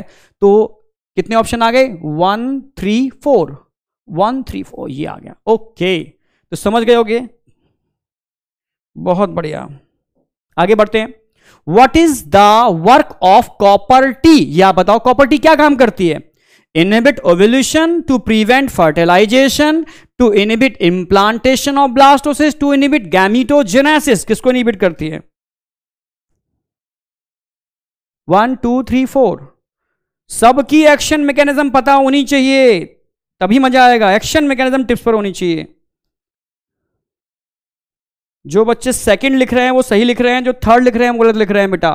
भाई कॉपर टी क्या करती है? कॉपर टी बताया था मैंने, ये टॉक्सिक आयन रिलीज करती है, स्पर्म की मोटिलिटी सप्रेस हो जाती है और स्पर्म फर्टिलाइजेशन नहीं कर पाते, मींस प्रिवेंट करती है फर्टिलाइजेशन को। ठीक है, तो ऑप्शन क्या आएगा यहां पर? सेकंड, फर्टिलाइजेशन को रोकने का काम करती है। ठीक है, फर्टिलाइजेशन को रोकने का काम करती है। क्रॉस लगा दिया, कोई नहीं। Next, what is true for ideal contraceptive? ये एनसीईआरटी, सारे क्वेश्चन एनसीईआरटी बेस्ड हैं बेटा, जो आपकी एकदम एनसीईआरटी को बिल्कुल अच्छी तरीके से क्लियर कराएंगे। तो बताओ, what is true for ideal contraceptive? Ideal क्या है? It should be user friendly, yes. It should be easily available, yes. It should in no way interfere with the sexual drive, yes. It should be effective and reversible with least side effect, yes. Very high side effect, अबे कहां से आ गया है high side effect? भाई ये नहीं होगा। तो कितने ऑप्शन बढ़िया है इसके लिए? 1 2 3 4, 1 2 3 4, एब्सोल्युटली राइट, थर्ड वाला ऑप्शन। तो बिल्कुल एनसीईआरटी की लाइनों से क्वेश्चन बनते हैं। कैसे बनते हैं? जैसे मैंने आपको अगर एक एक चीज दिमाग में सेट करने की कोशिश की है, कोई क्वेश्चन छूटेगा नहीं आपसे। आगे बढ़ते हैं। Population growth rate depend upon, किस पर डिपेंड करती है population growth rate? Birth rate पर डिपेंड करती है, यस। डेथ रेट पर करती है, yes. Age and sex ratio पर करती है, यस। तो क्या आएगा? ऑल ऑफ दीज, यानी फोर्थ ऑप्शन। आपने क्या लगाया? देखा ही नहीं मैंने। ओके, बहुत बढ़िया, बहुत सही, बहुत बढ़िया। मैक्सिमम बच्चे फोर्थ पर, कुछ बच्चे 3 भी लगा रहे हैं। अच्छा नहीं, इसका 4th ही है, पुराने बच्चे हैं। ठीक है, ठीक है, बहुत बढ़िया बेटा। नेक्स्ट बताओ, आप ही बताओगे, मैं नहीं बता रहा। Which of the following statement is correct about diaphragm, cervical cap and vault? Correct पूछा है, करेक्ट। मैं नीचे नहीं बोल रहा, बस ये बोल रहा हूं। बैरियर मेथड ऑफ कॉन्ट्रासेप्शन, क्या बैरियर मेथड है? Cover the cervix during coitus, क्या सर्विक्स को कवर करने का काम करते हैं? डायग्रामेटिकली भी समझाया है मैंने। प्रोटेक्ट द यूजर फ्रॉम, ठीक है, कॉन्ट्रैक्टिंग एसटीडी, क्या प्रोटेक्ट करते हैं? They are reusable. समझ गए होगे आप। इसमें बस ध्यान रखना है, ये एसटीडी से प्रोटेक्ट नहीं करते। ये भी है, ये भी है, ये भी है। ABD, ABD third. देखो फिर से कॉपर टी का डायग्राम दिखा दिया। ठीक है, अब जब कॉपर टी का डायग्राम देखो, क्वेश्चन बताओ क्या होगा इसका? Which of the following is are correct with respect to diagram, ठीक है, इलस्ट्रेटेड बिलो। कॉपर टी का डायग्राम दिखा रखा है इन्होंने। It is a copper T, yes. NCERT में डायग्राम दे रखा है, ये कॉपर टी है। ठीक है, increase phagocytosis of sperm within the uterus, क्या कॉपर टी फैगोसाइटोसिस को इंक्रीज करती है? बताया भी था, स्पर्म मोटिलिटी को सप्रेस करती है और फैगोसाइटोसिस बढ़ जाती है। यस, फैगोसाइटोसिस को इंक्रीज करती है।